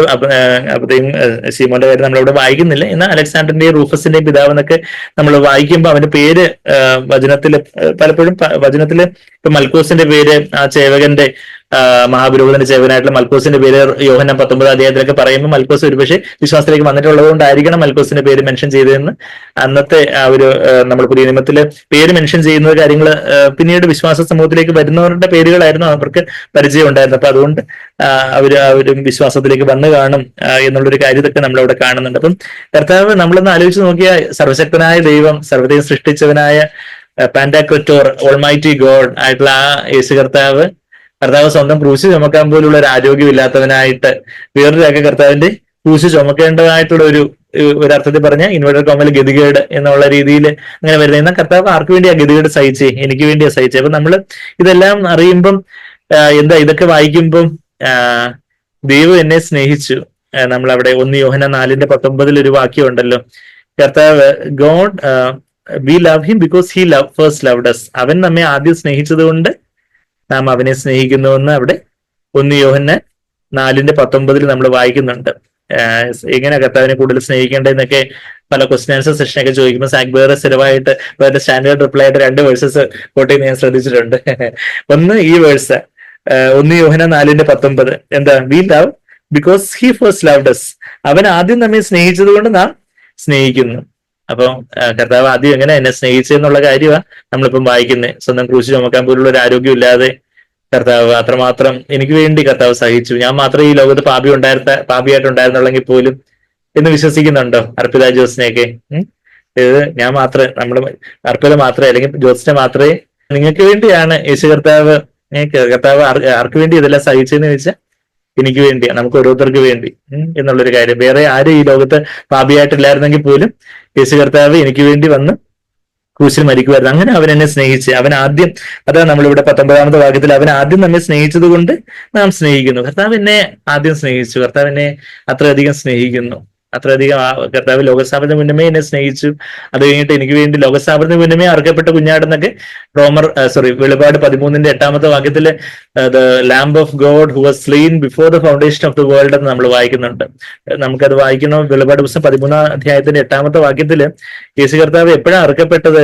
ദൈവത്തിന്റെ ഹൃദയത്തില് ലോകസ്ഥാപനത്തിന് മുന്നമേ അർക്കപ്പെട്ട കുഞ്ഞാട്. അപ്പൊ ആ ഒരു വേഴ്സ് 2 രീതിയിൽ ഗ്രീക്കിൽ നിന്ന് പരിഭാഷപ്പെടുത്തുക. ആക്ച്വലി വെളിപാട് 13-ാം വാക്യത്തില് ലോകസ്ഥാപനം മുതൽ അർക്കപ്പെട്ട കുഞ്ഞാടിന്റെ, മലയാളത്തിൽ അങ്ങനെയാണ് എഴുതിയേക്കുന്നത്. ലോകസ്ഥാപനം മുമ്പേ അർക്കപ്പെട്ട കുഞ്ഞാടിന്റെ ജീവപുസ്തകത്തിൽ നിന്ന് എഴുതാം, അല്ലെങ്കിൽ അർക്കപ്പെട്ട കുഞ്ഞാടിന്റെ ജീവപുസ്തകത്തിൽ പേര് ലോകസ്ഥാപനത്തിന് മുന്നമേ എഴുതിയിട്ടില്ലാത്ത എന്നുള്ള രീതിയിൽ 2 രീതിയിലും ഗ്രീക്കിൽ അത് ട്രാൻസ്ലേറ്റ് ചെയ്യാവുന്ന നമ്മൾ പല ട്രാൻസ്ലേഷൻസ് കമ്പയർ ചെയ്യുമ്പോൾ മനസ്സിലാക്കുന്നതെന്ന്. രണ്ടും കറക്റ്റ്. നമുക്ക് ലോകസ്ഥാപനത്തിന് മുന്നേ ജീവപുസ്തകത്തിൽ കർത്താവ് പേര് എഴുതി, ലോകസ്ഥാപനത്തിന് മുന്നമേ അർക്കപ്പെട്ടു. കർത്താവ് AD 30 ചരിത്രപരമായിട്ട് AD 29-30 കർത്താവ് അർക്കപ്പെട്ടത്, കർത്താവ് ക്രൂശിക്കപ്പെട്ടതെന്ന് നമ്മൾ വായിക്കുന്നത്. അതാണ് നമ്മളിപ്പം വായിച്ചുകൊണ്ടിരിക്കുന്നതെന്ന്. ലോകസ്ഥാപനം മുതൽ അർക്കപ്പെട്ട, before the foundation of the world,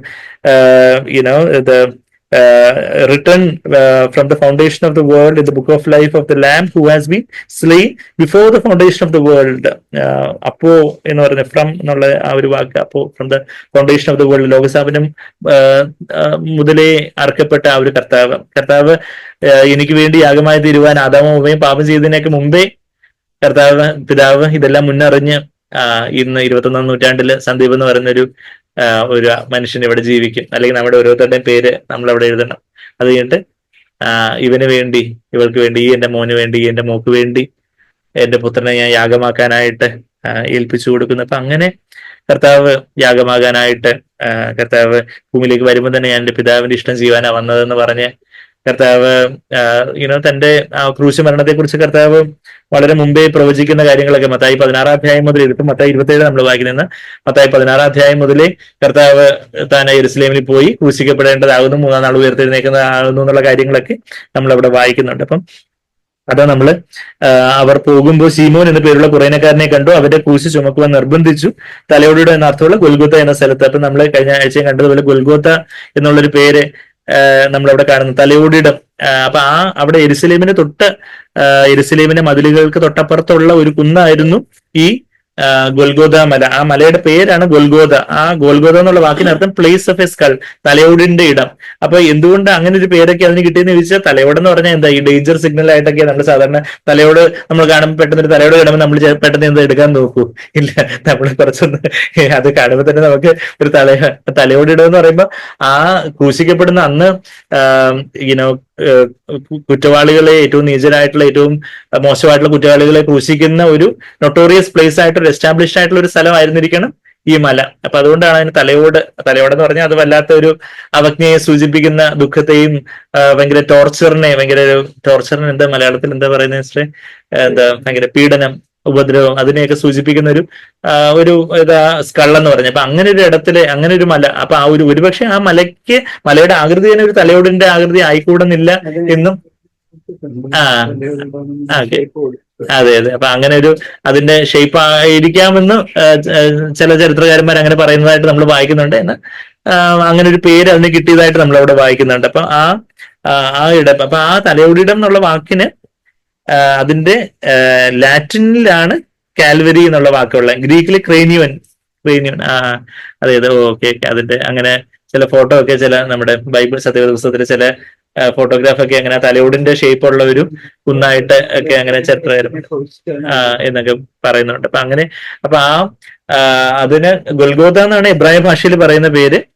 ലത്തീൻ ഭാഷയിലാണ് കാൽവരി. അപ്പൊ കാൽവരി എന്നുള്ള വാക്ക് നമ്മൾ ശരിക്കും പറഞ്ഞാൽ മലയാളം ബൈബിളിൽ കാണുന്നില്ല. എന്ന് അത് ലത്തീൻ ഭാഷയിലേക്ക് ഗ്രീക്കിൽ നിന്ന് വളരെ മുമ്പ് തന്നെ ബൈബിൾ പരിഭാഷപ്പെടുത്തിയിട്ടുള്ളത് കൊണ്ട് ലൂക്കോസ്, അങ്ങനെയാണ് ഈ കാൽവരി എന്നുള്ള പേര് വരാൻ കാരണം. അപ്പം അതുകൊണ്ട് നമ്മുടെ പാട്ടുകളിലൊക്കെ നമ്മൾ കാൽവരിയിലെ യാഗമെന്നും കാൽവരി കുരിശെന്നുള്ള കാര്യമൊക്കെ അത് കറക്റ്റ് ആയിട്ടുള്ള കാര്യം തന്നെ. ഗുൽഗോഥയെന്നും കാൽവരിയെന്നും എല്ലാം എബ്രായ ഭാഷയിലും ലത്തീൻ ഭാഷയിലും പറയുന്ന പേരുകൾ. ക്രീനിയൻ എന്നുള്ള വാക്ക് ഗ്രീക്കിലുള്ളത്.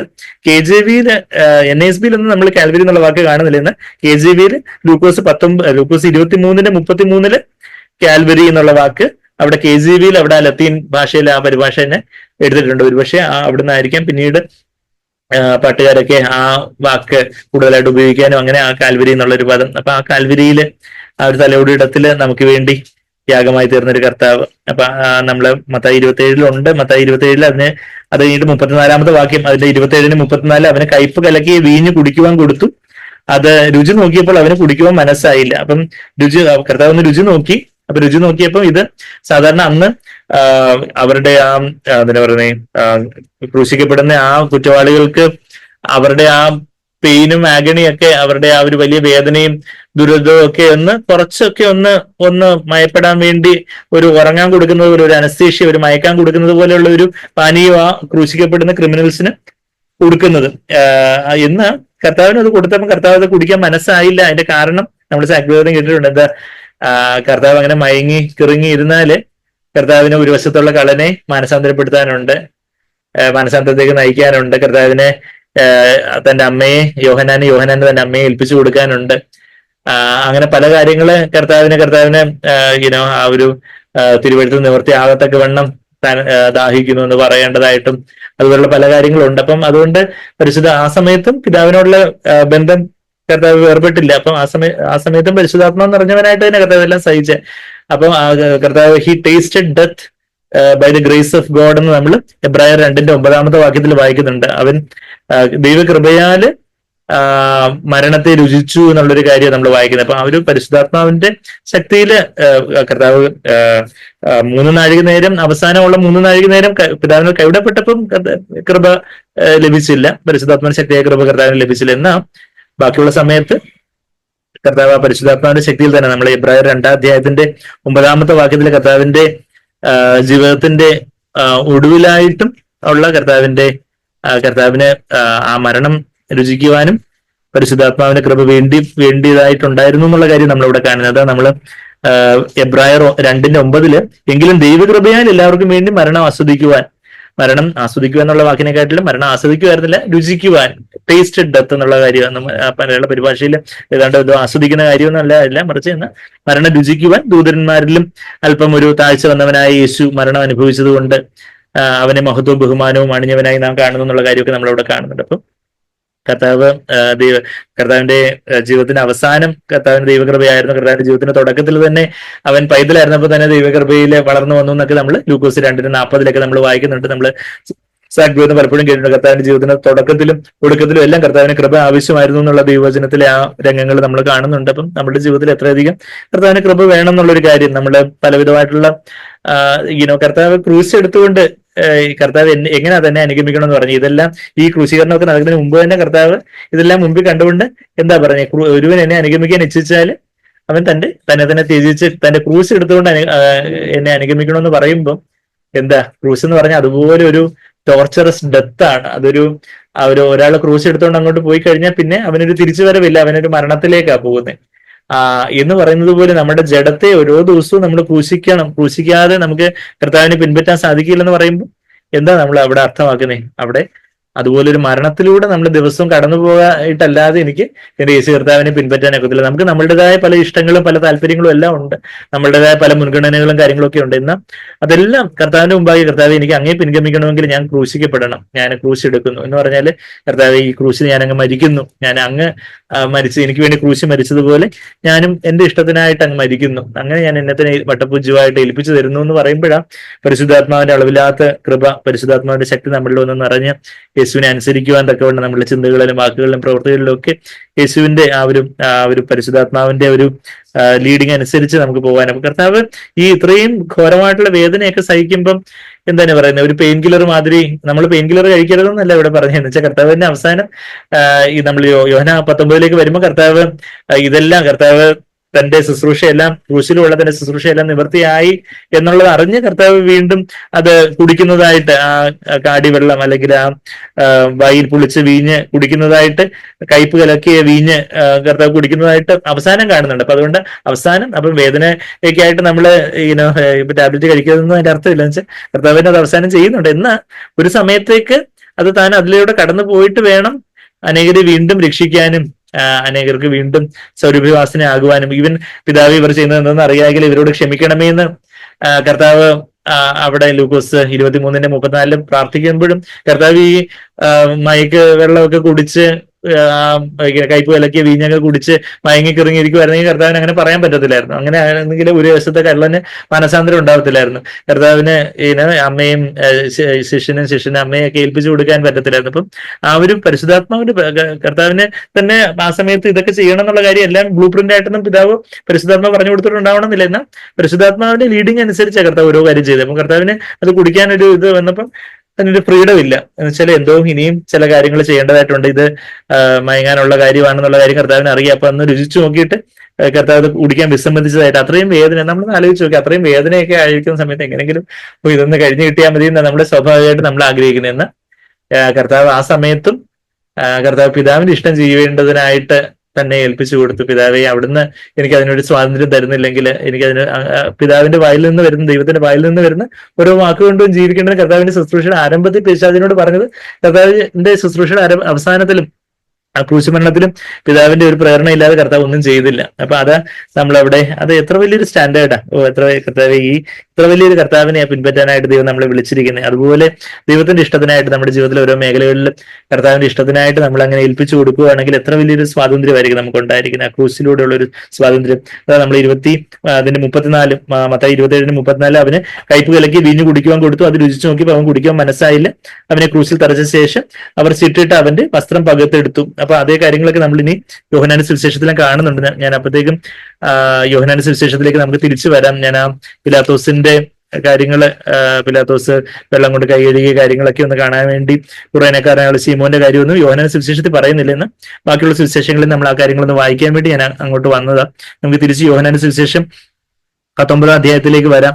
19 അധ്യായത്തില് അവിടെ അതിന്റെ 18 വാക്യത്തില് അവിടെ അവർ അവനെയും അവനോടുകൂടെ വേറെ 2 ആളുകളെയും, ഒരുത്തിനെ അപ്പുറത്തും ഒരുത്തിനെ ഇപ്പുറത്തും യേശുവിനെ നടുവിലായി ക്രൂശിച്ചു. യേശുവിനെ നടുവിലായി ക്രൂശിക്കുമ്പോൾ അവിടെ ഏറ്റവും വേഴ്സ്റ്റ് ആയിട്ടുള്ള, ബാക്കി 2 പേരിലും ഏറ്റവും മോശപ്പെട്ടവനാ ഇവൻ എന്നുള്ളൊരു വ്യംഗ്യമായിട്ട് കാണിക്കാനായിരിക്കണം അവനെ നടുവിൽ ക്രൂശിച്ചതെന്നും അങ്ങനെയുള്ള കാര്യങ്ങള് അങ്ങനെയുള്ള ഒബ്സർവേഷൻസ് ഉണ്ട്.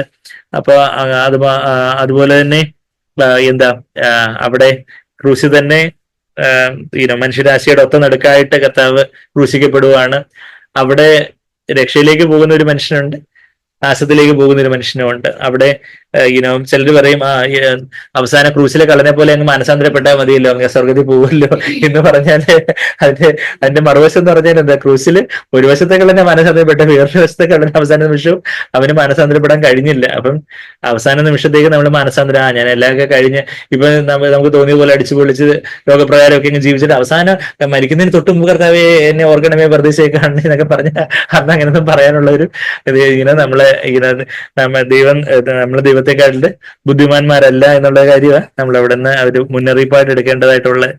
അത് മാത്രമല്ല, അവസാന നിമിഷം നമ്മളങ്ങ് രക്ഷിക്കപ്പെട്ടങ്ങ് സ്വർഗത്തിൽ ചെന്നാലും നമുക്ക് വലിയൊരു ദുഃഖമായിരിക്കും. കർത്താവേ, അങ്ങ് നേരത്തെ എനിക്ക് വീണ്ടും വേണം അറിയാൻ സാധിച്ചായിരുന്നെങ്കിൽ എനിക്ക് കർത്താവിന് വേണ്ടി കർത്താവിനെ ഞാൻ സ്തുതിക്കുന്നു, കർത്താവിനെല്ലാം പുകഴ്ചയും തരുന്നു എന്നൊക്കെ അവിടെ സ്വർഗത്തിൽ നിന്ന് ആർത്ത് നമ്മൾ പറയുമ്പോഴും അവിടെ ഒരു എംറ്റിനെസ് ആയിരിക്കും. ഇതെല്ലാം കൂടെ ഹോളോ ആയിട്ട് വെച്ചാൽ നമ്മുടെ ജീവിതത്തിൽ നമ്മളതൊന്നും അനുസരിച്ചില്ല, നമ്മളതൊന്നും കർത്താവിനായിട്ട് യാഗമായിട്ട് ഒന്നും കൊടുത്തില്ല. എന്നാൽ അവിടെ ചെന്നിട്ട് സ്വർഗത്തിൽ വെറുതെ കുറച്ച് ഹല്ലേലൂയ പറയുമ്പം അതൊരു ഹോളോ എംറ്റി പ്രൈസസ് ആയിട്ട് അന്ന് നമുക്ക് തന്നെ അതൊരു അസഹ്യമായിട്ട് തോന്നാം. അപ്പൊ അതുകൊണ്ട് നമ്മൾ എത്രയധികം കർത്താവിന്റെ ആ ക്രൂസിന് മുമ്പാകെ നമ്മൾ നമ്മളെ തന്നെ ഏൽപ്പിച്ചു കൊടുക്കേണ്ടതായിട്ടുണ്ടെന്നുള്ള കാര്യം നമ്മൾ അവിടെ കാണുന്നത്. അപ്പൊ 18ാമത്തെ വാക്യം നമ്മൾ വായിച്ചു. 19ാമത്തെ വാക്യത്തിൽ അവിടെ അവർ അവനെയും അവനോടുകൂടെ വേറെ 2 ആളുകളെ അവർ നടുവിലായി ക്രൂശിച്ചു എന്നുള്ള 18ാമത്തെ വാക്യത്തിൽ വായിച്ചു. പിന്നെ 19ാമത്തെ വാക്യത്തിൽ പിലാത്തോസ് ഒരു മേലെഴുത്ത് എഴുതി കുരിശിന്മേൽ പതിപ്പിച്ചു. അങ്ങനെ ഈ കുറ്റവാളികളുടെ ഒരു കുറ്റകൃത്യ ക്രൂശിക്കപ്പെട്ട കുറ്റവാളികളുടെ കഴുത്തിൽ തൂക്കിയിടുവോ അല്ലെങ്കിൽ ക്രൂശിൽ അവിടെ ഇങ്ങനെ അത് പിന്നെ അവസാനം അത് ക്രൂശിൽ തറയ്ക്കുന്നതായിട്ടുള്ളൊക്കെ ഉള്ള ഒരു കഷ്ടമൊക്കെ അന്ന് റോമൻ ഗവൺമെന്റിന് ഉണ്ടായിരുന്നു എന്നൊക്കെയാണ് ചരിത്രത്തിൽ നമ്മൾ വായിക്കുന്നത്. അപ്പൊ അങ്ങനെ പിലാത്തോസ് ഒരു മേലെഴുത്ത് എഴുതി ക്രൂശിന്മേൽ പതിപ്പിച്ചു. അതിൽ നസ്രായനായ യേശു യഹൂദന്മാരുടെ രാജാവ് എന്ന് എഴുതിയിരുന്നു. അപ്പൊ യഹൂദന്മാരുടെ രാജാവ് എന്ന് തന്നെ പിലാത്തോസ് എഴുതി. അപ്പൊ യേശുവിനെ ക്രൂശിച്ച സ്ഥലം നഗരത്തിന് സമീപമാകുകയല്ല. അപ്പൊ നഗരത്തിന് സമീപമാണ്. അത് തലയോടിയിടം പോലെയുള്ള അതുപോലെ ഒരു ഭയാനകമായ ഒരു കുന്നാണ്. എന്നാൽ അത് വലിയൊരു പാതയോരമായിരുന്നിരിക്കണം. അപ്പൊ ആൾക്കാർക്കെല്ലാം അങ്ങോട്ടും ഇങ്ങോട്ടും നടന്നു പോകുന്നവർക്കെല്ലാം കാണണം. അതും ഈ ക്രൂശ് എടുത്തുകൊണ്ട് ഇങ്ങനെ നടന്നുകൊണ്ട് പോകണോ എന്നൊക്കെ പറയുമ്പോൾ അത് എല്ലാ ആൾക്കാരും അറിയണം എന്നുള്ള ഒരു അർത്ഥത്തിലൊക്കെ അവര് അങ്ങനെയൊക്കെയുള്ള കാര്യങ്ങൾ അത്രമാത്രം നിന്ദിക്കപ്പെടണം എന്നൊക്കെ അർത്ഥത്തിലാണ് അന്ന് ക്രൂശിക്കപ്പെട്ടവരെ അങ്ങനെയൊക്കെ ചെയ്തതെന്നുള്ള കാര്യം നമ്മൾ കാണുന്നത്. അപ്പൊ അങ്ങനെ 20ാമത്തെ വാക്യത്തിൽ യേശുവിനെ ക്രൂശിച്ച സ്ഥലം നഗരത്തിന് സമീപമാകിയാൽ അനേക യഹൂദന്മാർ ഈ മേലെഴുത്ത് വായിച്ച് ഇത് എബ്രായ, റോമ, യവന ഭാഷകളിൽ എഴുതിയിരുന്നു. അത് 3 ഭാഷകളിൽ എഴുതിയിട്ടുള്ളതായിട്ട് നമ്മൾ വായിക്കുന്നുണ്ട്. എബ്രായ ഭാഷയിൽ, റോമ ഭാഷയിൽ, യവന ഭാഷ, Greek language, Hebrew, Latin and Greek. റോമ ഭാഷ എന്ന് പറയുമ്പോൾ ലാറ്റിൻ ഭാഷയിൽ എഴുതിയിരുന്ന ഇംഗ്ലീഷ് എഴുതിയിരിക്കുന്നത്. അങ്ങനെ ഭാഷയിൽ എഴുതിയിരുന്നു. ആകയാൽ യഹൂദന്മാരുടെ മഹാപുരോഹിതന്മാരപ്പൊ എന്ത് ചെയ്തു? പിലാത്തോസിനോട് യഹൂദന്മാരുടെ രാജാവ് എന്നല്ല, യഹൂദന്മാരുടെ രാജാവ് എന്ന് അവൻ പറഞ്ഞു എന്നത്ര എഴുതേണ്ടത്. ഇനിയിപ്പോ അതങ്ങാണം കണ്ട് ആരെങ്കിലും മനസ്സന്ധപ്പെട്ടാലോ യഹൂദന്മാരുടെ രാജാവ്, അപ്പൊ ഇവനാണ് യഹൂദന്മാരുടെ രാജാവ്, ഇതാണ് യേശയ്യാവ് 53 പറഞ്ഞെന്നങ്ങാണ് ആർക്കെങ്കിലും കത്തിപ്പോയാലോ എന്ന് വിചാരിച്ച് അവര് പെട്ടെന്ന് അങ്ങനെ അവൻ പറഞ്ഞു എന്ന് എഴുത്. അതിന് പിലാത്തോസ് ഞാൻ എഴുതി എന്ന് ഉത്തരം പറഞ്ഞു. പിലാത്തോസ് ഇവരുടെ ശല്യം സഹിക്കാൻ വയ്യ, ഇത്രയൊക്കെ ഞാൻ ചെയ്തു നിങ്ങൾക്ക് വേണ്ടി, ഇനിയിപ്പം ഇനി മാറ്റി എഴുതാൻ പോകണമെന്നാണ്. ഞാൻ എഴുതി ഇനി എന്നെ ശല്യപ്പെടുത്താൻ വരണ്ട എന്നുള്ള കാര്യം പിലാത്തോസ് പറഞ്ഞു. പടയാളികൾ യേശുവിനെ ക്രൂശിച്ച ശേഷം അവന്റെ വസ്ത്രം എടുത്ത് ഓരോ പടയാളിയും ഓരോ പങ്കായിട്ട് 4 പങ്കാക്കി. അങ്കിയും എടുത്ത്, അങ്കിയും തുന്നലില്ലാതെ മേൽ തൊട്ട് അടിയോളം മുഴുവനും നെയ്തതായിരുന്നു. അപ്പൊ അതുപോലെ റോമൻ പടയാളികൾക്ക് അവർക്ക് ചിട്ടിട്ട് അവർക്ക് അത് കീറാൻ തോന്നിയില്ല. എന്നാ അത് നമ്മളത് വായിക്കുന്ന ഇത് കീറരുത്, 24ാമത്തെ വാക്യം, ഇത് കീറരുത്, ആർക്ക് വരും എന്ന് ചീട്ടിടുക എന്ന് അവർ തമ്മിൽ പറഞ്ഞു. എന്റെ വസ്ത്രം അവർ പകുത്തെടുത്തു, എന്റെ അങ്കിക്കായി ചീട്ടിട്ടു എന്നുള്ള തിരുവഴുത്തിന് ഇതിനാൽ നിവൃത്തി വന്നു. പടയാളികൾ ഇങ്ങനെ ഒക്കെയും ചെയ്തു എന്നുള്ളൊരു കാര്യം നമ്മളിവിടെ വായിക്കുന്നുണ്ട്. കർത്താവിന്റെ ആ അങ്കി അതിനായിട്ട് ചീട്ടിട്ടു എന്ന് പറയുമ്പോൾ റോമൻ പടയാളികൾക്ക് അത് കീറരുത്, അത് നല്ല വസ്ത്രമാണ് എന്ന് പറഞ്ഞ് ചീട്ടിട്ടുകൊണ്ടൊക്കെ അത്ര നല്ല വസ്ത്രം കർത്താവിന് ഉണ്ടായിരുന്നു എന്ന് ചോദിച്ചാൽ കർത്താവിന് ആരെങ്കിലും അത് ഗിഫ്റ്റ് കൊടുത്തതായിരുന്നിരിക്കണം. ഒരുപക്ഷെ നമ്മൾ സാഗ്ലർ പറഞ്ഞിട്ടുണ്ട്, ഒരുപക്ഷെ കർത്താവിന് അമ്മയായിട്ടുള്ള മറിയം തന്നെ നെയ്തെങ്ങാനും കൊടുത്ത വസ്ത്രമായിരുന്നിരിക്കണം. അപ്പൊ റോമൻ പടയാളികൾക്ക് അത് കീറരുതെന്ന് തോന്നരുതാത്ത വണ്ണം അത് നല്ലൊരു വസ്ത്രമായിരുന്നു എന്നുള്ളൊരു കാര്യം നമ്മളിവിടെ കാണുന്നുണ്ട്. അപ്പം എന്നാൽ അതെല്ലാം എന്തിനാ? അത് തിരുവഴുത്ത് നിവൃത്തിയാകേണ്ടതിനാണെന്നുള്ള കാര്യം നമ്മൾ വായിക്കുന്നത്. നമ്മൾ സങ്കീർത്തനം 22 ഒന്ന് പോവുകയാണെങ്കിൽ അതിന്റെ 18ാമത്തെ വാക്യത്തിൽ ഇത് ദാവീദ് മെസ്സാനിക് സാമായിട്ടുള്ള ക്രൂസിന്റെ സങ്കീർത്തനമായിട്ടാണ് നമ്മൾ 22ാം സങ്കീർത്തനം നമ്മൾ കാണുന്നത്. ആ 22ാം സങ്കീർത്തനം തുടങ്ങുന്നത് തന്നെ എങ്ങനെയാ? എന്റെ ദൈവമേ നീ എന്നെ കൈവിട്ടത് എന്ത് എന്നുള്ള ആ ഒരു മൈ ഗോഡ് എന്റെ ദൈവമേ നീ എന്നെ കൈവിട്ടത് എന്തെന്ന് കർത്താവ് ക്രൂശില് ഏലി ലമാ സബക്താനി എന്നുള്ള ആ ഒരു ക്രൂശിലെ കർത്താവിന്റെ ആ ഒരു നിലവിളി ആണ് ദാവീദ് ആ സങ്കീർത്തനത്തിൽ തുടങ്ങുന്നത് തന്നെ. അപ്പൊ അത് കഴിഞ്ഞിട്ട് ക്രൂശിലെ പല കാര്യങ്ങളും നമ്മളവിടെ വായിക്കുന്നുണ്ട്. അവിടെ അതിന്റെ 16ാമത്തെ വാക്യത്തില് അതിന്റെ 16ാമത്തെ വാക്യത്തില് നായ്ക്കൾ എന്നെ വളഞ്ഞു, ദുഷ്ടന്മാരുടെ കൂട്ടം എന്നെ ചുറ്റിയിരിക്കുന്നു. അവര് അന്ന് ചുറ്റിയിരിക്കുന്ന ആൾക്കാര് അപ്പൊ നായ്ക്കൾ എന്നെ വരുന്ന പറയുമ്പോൾ അക്ഷരികമായിട്ടും അതുപോലെയുള്ള ഒത്തിരി പ്രിഡേറ്റേഴ്സ് അങ്ങനെയൊക്കെയുള്ള ഈ ക്രൂസിലെ ഒരു ശവശരീരമൊക്കെ അതുപോലെ വന്ന് കഴുകന്മാരും അതുപോലെ പല ഇൻസെക്ട്സ് എന്ന് പറഞ്ഞാൽ എന്താ പ്രാണികളും ഒക്കെ വന്ന് കീടകളും അതുപോലൊക്കെ ഉള്ള ചാൻസ് ഉണ്ടായിരുന്ന ഒരു ഇതാണെന്നൊക്കെയാ പറയപ്പെടുന്നത്. അപ്പൊ അങ്ങനെ അക്ഷരീയമായിട്ടുള്ള നായ്ക്കളും ഉണ്ടായിരുന്നിരിക്കാം. പിന്നെ അന്ന് ചുറ്റിയിരുന്ന ആൾക്കാര് നായ്ക്കളെ പോലെ, ആത്മീയമായിട്ട് പറയുവാണെങ്കിൽ നായ്ക്കളെ പോലുള്ള ആൾക്കാരായിരുന്നു എന്നുള്ള കാര്യമായിരിക്കാം. പുരുഷന്മാരുടെ കൂട്ടം എന്നെ ചുറ്റിയിരിക്കുന്നു, അവർ എന്റെ കൈകളെയും കാലുകളെയും തുളച്ചു. ആ ഒരു കൈകളെയും കാലുകളെയും ക്രൂശിൽ തുളയ്ക്കുന്ന ആ ഒരു കാര്യം പറയുന്നുണ്ട്. 17-ാമത്തെ ഭാഗത്തിൽ എന്റെ അസ്ഥികളൊക്കെ എനിക്ക് എണ്ണാം, അസ്ഥി ഒന്നും ഒടിഞ്ഞിട്ടില്ല എന്നുള്ളൊരു കാര്യത്തിന്റെ ഒരു നിവൃത്തിയാ നമ്മളവിടെ കാണുന്നത്. യോഹന്നാൻ 19:33 വരുമ്പോൾ നമ്മളത് കാണുന്നുണ്ട്. നമുക്ക് പിന്നെ 18-ാമത്തെ വാക്യം ഇപ്പൊ നമ്മൾ ക്രോസ് റെഫറൻസ് ആയിട്ട് വായിച്ച് സങ്കീർത്തനം 22:18 എന്റെ വസ്ത്രം അവർ പകുത്തെടുത്തു, എന്റെ അങ്കിക്കായി അവർ ചീട്ടിടുന്നു എന്നുള്ളൊരു കാര്യം. അപ്പം കർത്താവ് തന്റെ ജീവിതത്തിൽ ഉടനീളം പിതാവിന്റെ ഇഷ്ടം ചെയ്തു. എന്നാൽ ഇതിപ്പം കർത്താവിന്റെ ഇഷ്ടത്തിൽ പെടുന്ന ഒരു കാര്യമില്ല കർത്താവിന്റെ വസ്ത്രം ചീട്ടിടുന്നത്. എന്നാൽ ആ ഒരു സമയത്ത് പോലും അവിടെയും തിരുവെടുത്ത് നിവൃത്തിയാകുവാൻ തക്കവണ്ണം ദൈവം അനുവദിച്ചു എന്നുള്ളൊരു കാര്യം നമ്മളവിടെ വായിക്കുന്നുണ്ട്. നമ്മളുടെ ജീവിതത്തിൽ നമ്മളുടെ ബോധപൂർവമായിട്ടുള്ള തലങ്ങളിലെല്ലാം ദൈവത്തിന്റെ ഇഷ്ടത്തിനായിട്ട് നമ്മൾ ഏൽപ്പിച്ചു കൊടുക്കുകയാണെങ്കിൽ നമ്മുടെ കൺട്രോളിലല്ലാത്ത പല കാര്യങ്ങളും അവിടെയും ദൈവത്തിന്റെ ഇഷ്ടം തന്നെ നിറവേറുവാനായിട്ട് ദൈവം സഹായിക്കും എന്നുള്ളൊരു കാര്യമാണ്. അങ്ങനെ ഒരു ആത്മീയമായിട്ടുള്ള ഒരു പാഠമാണ് നമ്മളവിടെ കാണുന്നത്. അപ്പം അങ്ങനെ അവരത് സീറ്റിട്ടെടുത്തു. അവര് 4 പങ്കാ, അതായത് അവര് ഔട്ടർ ഗാർമെന്റ്സ് 4 പങ്കാക്കി എന്ന് ട്യൂണിക് ആ ഒരു സീംലെസ് ആയിരുന്നു. അത് 23-ാമത്തെ വാക്യത്തിൽ നമ്മൾ വായിച്ചത് അങ്കിയോ തുന്നലില്ലാതെ മേൽതൊട്ട് അടിയോളം മുഴുവനും നെയ്തതായിരുന്നത് കൊണ്ട് അവര് ചീട്ടിട്ടെടുത്തു എന്നുള്ള കാര്യം നമ്മൾ വായിച്ചു. പിന്നെ 25-ാമത്തെ വാക്യം, യേശുവിന്റെ ക്രൂശിനരികെ അവന്റെ അമ്മയും അമ്മയുടെ സഹോദരിയും ക്ലയപ്പാവിന്റെ ഭാര്യ മറിയവും മഗ്ദലക്കാരി മറിയവും ഒക്കെ നിന്നിരുന്നതായിട്ട് നമ്മളിവിടെ വായിക്കുന്നുണ്ട്. അവിടെ കർത്താവിന്റെ അമ്മ ആയിട്ടുള്ള മറിയം, പിന്നെ മദർ സിസ്റ്റർ മേരി, അതായത് നമ്മൾ വായിക്കുന്നത് അമ്മയുടെ സഹോദരിയും അമ്മയുടെ സഹോദരിയും, പിന്നെന്താ ക്ലയപ്പാവിന്റെ ഭാര്യയായിട്ടുള്ള മറിയം, പിന്നെ മേരി മഗ്ദലിനെ കുറിച്ച് നമുക്കറിയാം. അവളെ 7 ഭൂതങ്ങൾ പുറത്താക്കപ്പെട്ട സ്ത്രീ. എന്നാൽ അവള് കർത്താവിനോടുള്ള വലിയ ഒരു നന്ദിയും ആ ഒരു സ്നേഹവും ഒക്കെ അവൾ ഉണ്ടായിരുന്നു. കർത്താവിന്റെ അമ്മയായിട്ടുള്ള മറിയം ഉണ്ടായിരുന്നു, ക്ലയപ്പാവിന്റെ ഭാര്യയായിട്ടുള്ള മറിയം ഉണ്ടായിരുന്നു, യേശുവിന്റെ അമ്മയുടെ സഹോദരി ഉണ്ടായിരുന്നു എന്നുള്ള കാര്യമൊക്കെ നമ്മളവിടെ വായിക്കുന്നുണ്ട്. അപ്പം ശിഷ്യന്മാരൊക്കെ അങ്ങ് പോയി, എന്നാൽ ഇവരവിടെ ഉണ്ടായിരുന്നു എന്നുള്ള കാര്യം, അവർ ക്രൂശിന്റെ അരികില് അവരുണ്ടായിരുന്നു എന്നുള്ള കാര്യം നമ്മൾ കാണുന്നുണ്ട്. ഇന്ന് യോഹന്നാനും അവിടെ ഉണ്ടായിരുന്നു. അതാ നമ്മൾ 26-ാമത്തെ വാക്യത്തില് ഇങ്ങനെ വായിക്കുന്ന, യേശു തന്റെ അമ്മയും തന്നെ താൻ സ്നേഹിച്ച ശിഷ്യനും നിൽക്കുന്നത് കണ്ടിട്ട്, സ്ത്രീയെ ഇതാ നിന്റെ മകൻ എന്ന് അമ്മയോട് പറഞ്ഞു. അപ്പൊ ആ ഒരു വേദനിക്കുന്ന ക്രൂശിന്റെ ആ ഒരു സമയത്തും എന്താ തന്റെ ഉത്തരവാദിത്വം, താനാണ് മുതിർന്ന മകന്, തനിക്ക് ഇളയ 4 അനിയന്മാര് കർത്താവിനുണ്ടായിരുന്നതായിട്ട് നമ്മൾ മർക്കോസ് 6:3 നമ്മൾ വായിക്കുന്നുണ്ട്. എന്നാൽ കർത്താവിന്റെ അനിയന്മാരാരും കർത്താവിൽ വിശ്വസിച്ചിരുന്നില്ല എന്നുള്ള കാര്യമാണ് യോഹന്നാൻ 7-ാം അധ്യായത്തിന്റെ 4-5 വാക്യങ്ങളിൽ നമ്മൾ വായിക്കുന്നത്. അപ്പം അവിശ്വാസികളായിട്ടുള്ള ആ സഹോദരന്മാരെ ഏൽപ്പിച്ചു കൊടുക്കുന്നതിനെക്കാട്ടിലും ആ രക്തബന്ധത്തെക്കാട്ടിലും കർത്താവിന്റെ പ്രിയ ശിഷ്യനായിട്ടുള്ള യോഹന്നാന് തന്നെ ഈ അമ്മയെ നോക്കാനായിട്ട് ഏൽപ്പിക്കുന്ന ഒരു കാര്യം, അതായത് തന്റെ മൂത്ത പുത്രനായിട്ടുള്ള കർത്താവ്, അതായത് ആ ക്രൂശിൽ അതിഘോരമായിട്ടുള്ള വേദനയുടെ ഇടയിലും ബാക്കിയുള്ളവരുടെ വെൽഫെയർ നോക്കാനായിട്ട്, ബാക്കിയുള്ളവര്, എന്റെ അമ്മ, ഒരു യോസേഫ് അന്നും ജീവിച്ചിരിപ്പുണ്ടായിരുന്നെങ്കിൽ യോസേഫ് നോക്കിയേനെ, പക്ഷെ യോസേഫ് അന്നില്ലായിരുന്നു അന്ന്. അപ്പൊ അതുകൊണ്ട് ഒരു ബലഹീന സ്ത്രീ ആയിട്ടുള്ള അമ്മയെ നോക്കാനായിട്ട് തന്റെ പ്രിയ ശിഷ്യനെ ഏൽപ്പിക്കുന്ന ആ ഒരു ഉത്തരവാദിത്ത ബോധം, ഇത്രയും വലിയ കഠിനമായിട്ടുള്ള വേദനയും ഇതൊക്കെ സഹിക്കുന്ന സമയത്ത് ആരാ ഇതൊക്കെ ഓർക്കുന്നതെന്ന് നമ്മൾ വിചാരിക്കുന്ന, കർത്താവ് അത്രമാത്രം പരിശുദ്ധാത്മാവിന്റെ ഒരു ചെറിയ പ്രോംപ്റ്റിങ്ങിനും സെൻസിറ്റീവ് ആയിരുന്നു. അപ്പൊ അങ്ങനെ അവിടെ കർത്താവ് വലിയ വലിയ വാക്കുകളൊന്നും പറയുന്നില്ല. Woman behold your son, behold your mother എന്നുള്ള കാര്യമാണ്. സ്ത്രീയെ ഇതാ നിന്റെ മകൻ എന്ന് വായിക്കുന്നു. പിന്നെന്താ എന്ന് പിന്നെ ശിഷ്യനോട് ഇതാ നിന്റെ അമ്മ എന്ന് പറഞ്ഞു. എന്നുവെച്ചാൽ അവിടെ ക്രൂശില് അതുപോലെ ഒത്തിരി ഒന്നും സംസാരിക്കാൻ തന്നെ പറ്റത്തില്ല എന്നുള്ള കാര്യമാണ്. കർത്താവിന്റെ വാക്കുകളൊക്കെ വളരെ ചെറിയ ചെറിയ സെന്റൻസുകളാണ് നമ്മൾ വായിക്കുന്നത്.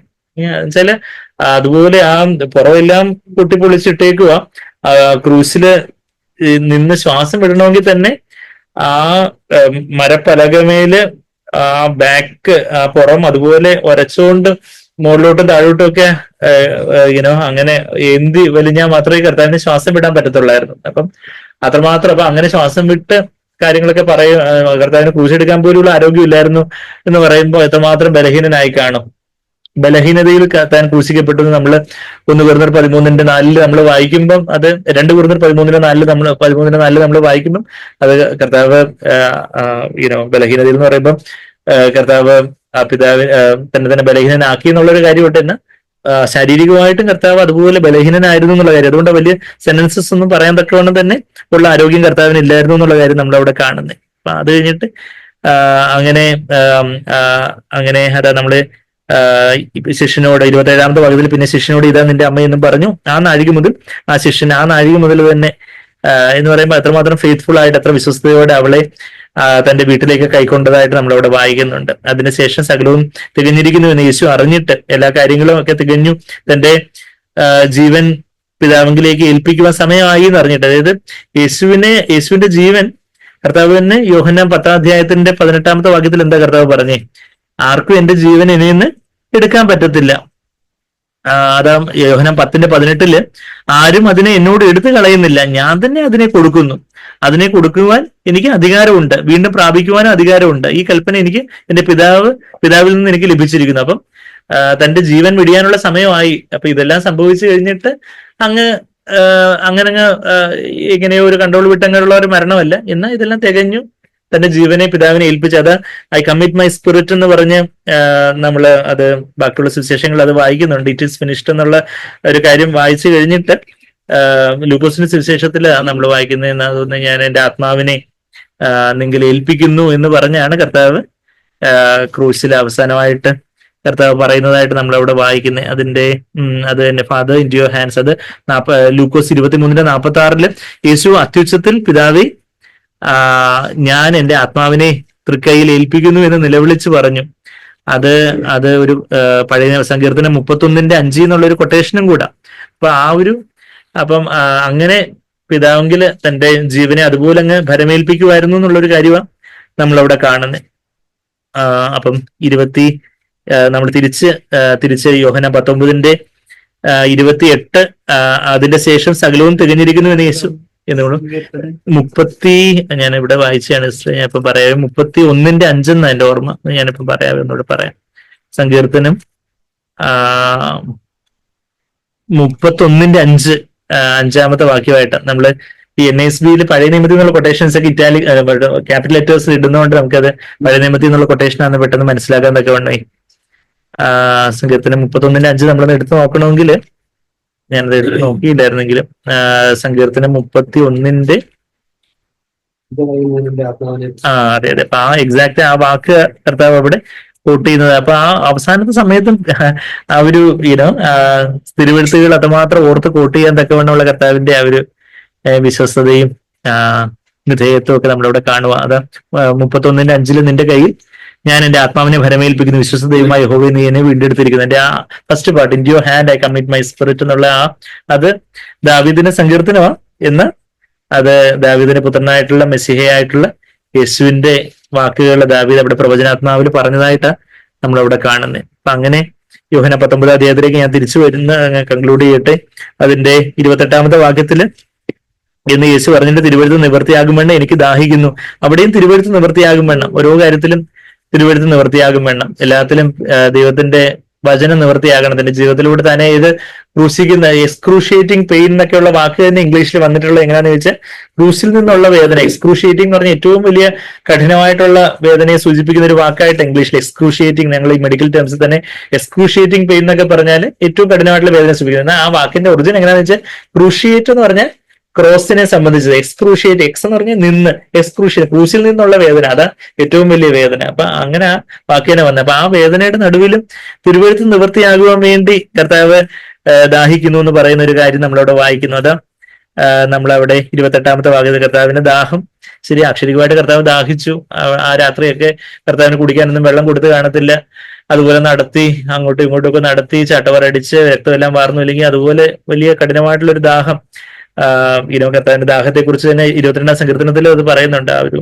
ആ ഒരു നാവ് വരണ്ടിരിക്കുന്ന ഒരു അവസ്ഥയെ കുറിച്ചൊക്കെ നമ്മളവിടെ വായിക്കുന്നുണ്ട്. ദാഹിക്കുന്നു എന്ന് പറയുമ്പോൾ അപ്പം ആദ്യം കർത്താവിന് ആ ക്രൂശിക്കപ്പെടുന്ന 6 മണിക്കൂർ നേരത്തിന് ആദ്യം കർത്താവിന് ആ കയ്പ് നിറഞ്ഞ വീഞ്ഞു കൊടുക്കുമ്പോൾ കർത്താവ് കുടിക്കാൻ വിസമ്മതിച്ചു. എന്നാൽ അവസാനം ദാഹിക്കുന്നു എന്ന് പറഞ്ഞിട്ട് പിന്നെ അതേ 29-ാമത്തെ വാക്യത്തിൽ അവിടെ പുളിച്ച വീഞ്ഞ് നിറഞ്ഞൊരു പാത്രം വെച്ചിട്ടുണ്ടായിരുന്നു. അവർ ഒരു സ്പോങ് പുളിച്ച വീഞ്ഞ് നിറച്ചു, ഈസപ്പ് തണ്ടിന്മേലാക്കി അവന്റെ വായോട് അടുപ്പിച്ചു, അത്രമാത്രം മുകളിലേക്ക്. അങ്ങനെ യേശു പുളിച്ച വീഞ്ഞ് കുടിച്ച ശേഷം നിവൃത്തിയായി, ഇറ്റ് ഇസ് ഫിനിഷ്ഡ് എന്ന് പറഞ്ഞു തല ചായച്ച് ആത്മാവിനെ ഏൽപ്പിച്ചു കൊടുത്തു. അപ്പൊ ആത്മാവിനെ ഏൽപ്പിച്ചു കൊടുക്കുമ്പോൾ നമ്മളിപ്പോ ലൂക്കോസ് 23-ാം അധ്യായത്തിൽ വായിച്ചതുപോലെ എന്റെ ആത്മാവിനെ തൃക്കൈയിൽ ഏൽപ്പിച്ചു തരുന്നു എന്നുള്ള സങ്കീർത്തനം 31:5 അവിടെ കോട്ട് ചെയ്തുകൊണ്ട് ആ അവസാനത്തെ കർത്താവ് വചനം ജഡമായി തീർന്ന് ഈ ഭൂമിയിൽ ജീവിച്ചു. കർത്താവിന്റെ ജീവിതത്തിലുടനീളം കർത്താവിന്റെ വാക്കുകൾ, ആ ഒരു വചനം, കർത്താവിന്റെ വാക്കുകളെല്ലാം വചനമായി തന്നെ മാറി. എന്നാൽ പഴയ നിയമത്തിലെ ആ തിരുവഴുത്തുകളുടെ നിവൃത്തിയായിട്ട് കർത്താവ് ആ ക്രൂശിലെ ഓരോ കാര്യങ്ങളും പറഞ്ഞതായിട്ട് ശിഷ്യന്മാർ അത് അത്ര കറക്റ്റായിട്ട് രേഖപ്പെടുത്തിയിട്ടുണ്ടെന്നുള്ളൊരു കാര്യം, അത് ആ പഴയ നിയമത്തിലെ ആ ഒരു പ്രവചനങ്ങളുടെ നിവൃത്തിയായിട്ട് ദൈവത്തിന്റെ എത്ര കൃത്യമായിട്ടുള്ള ഒരു പ്ലാൻ ആണെന്നുള്ള കാര്യം നമ്മൾ അവിടെ കാണുന്നുണ്ട്. ഇറ്റ് ഈസ് ഫിനിഷ്ഡ്, എല്ലാം നിവൃത്തിയായി എന്ന് പറയുമ്പോൾ നമ്മുടെ രക്ഷയ്ക്കായിട്ടുള്ള എല്ലാം നിവൃത്തിയായി. ഒരു മനുഷ്യനെ എന്തെല്ലാം പ്രയാസങ്ങളിലൂടെ, എന്തെല്ലാം പരീക്ഷകളിലൂടെ കടന്നു പോകണം, ആ കാര്യങ്ങളെല്ലാം നിവൃത്തിയായി. പിശാചിനെ തോൽപ്പിച്ചു, നിവൃത്തിയായി. നമ്മളുടെ പഴയ മനുഷ്യൻ ക്രൂശിക്കപ്പെട്ടു, അത് നിവൃത്തിയായി. അതുപോലെയുള്ള രക്ഷാസംബന്ധമായിട്ടുള്ള എല്ലാ കാര്യങ്ങളും നിവൃത്തിയായി. എല്ലാം നിവൃത്തിയായി.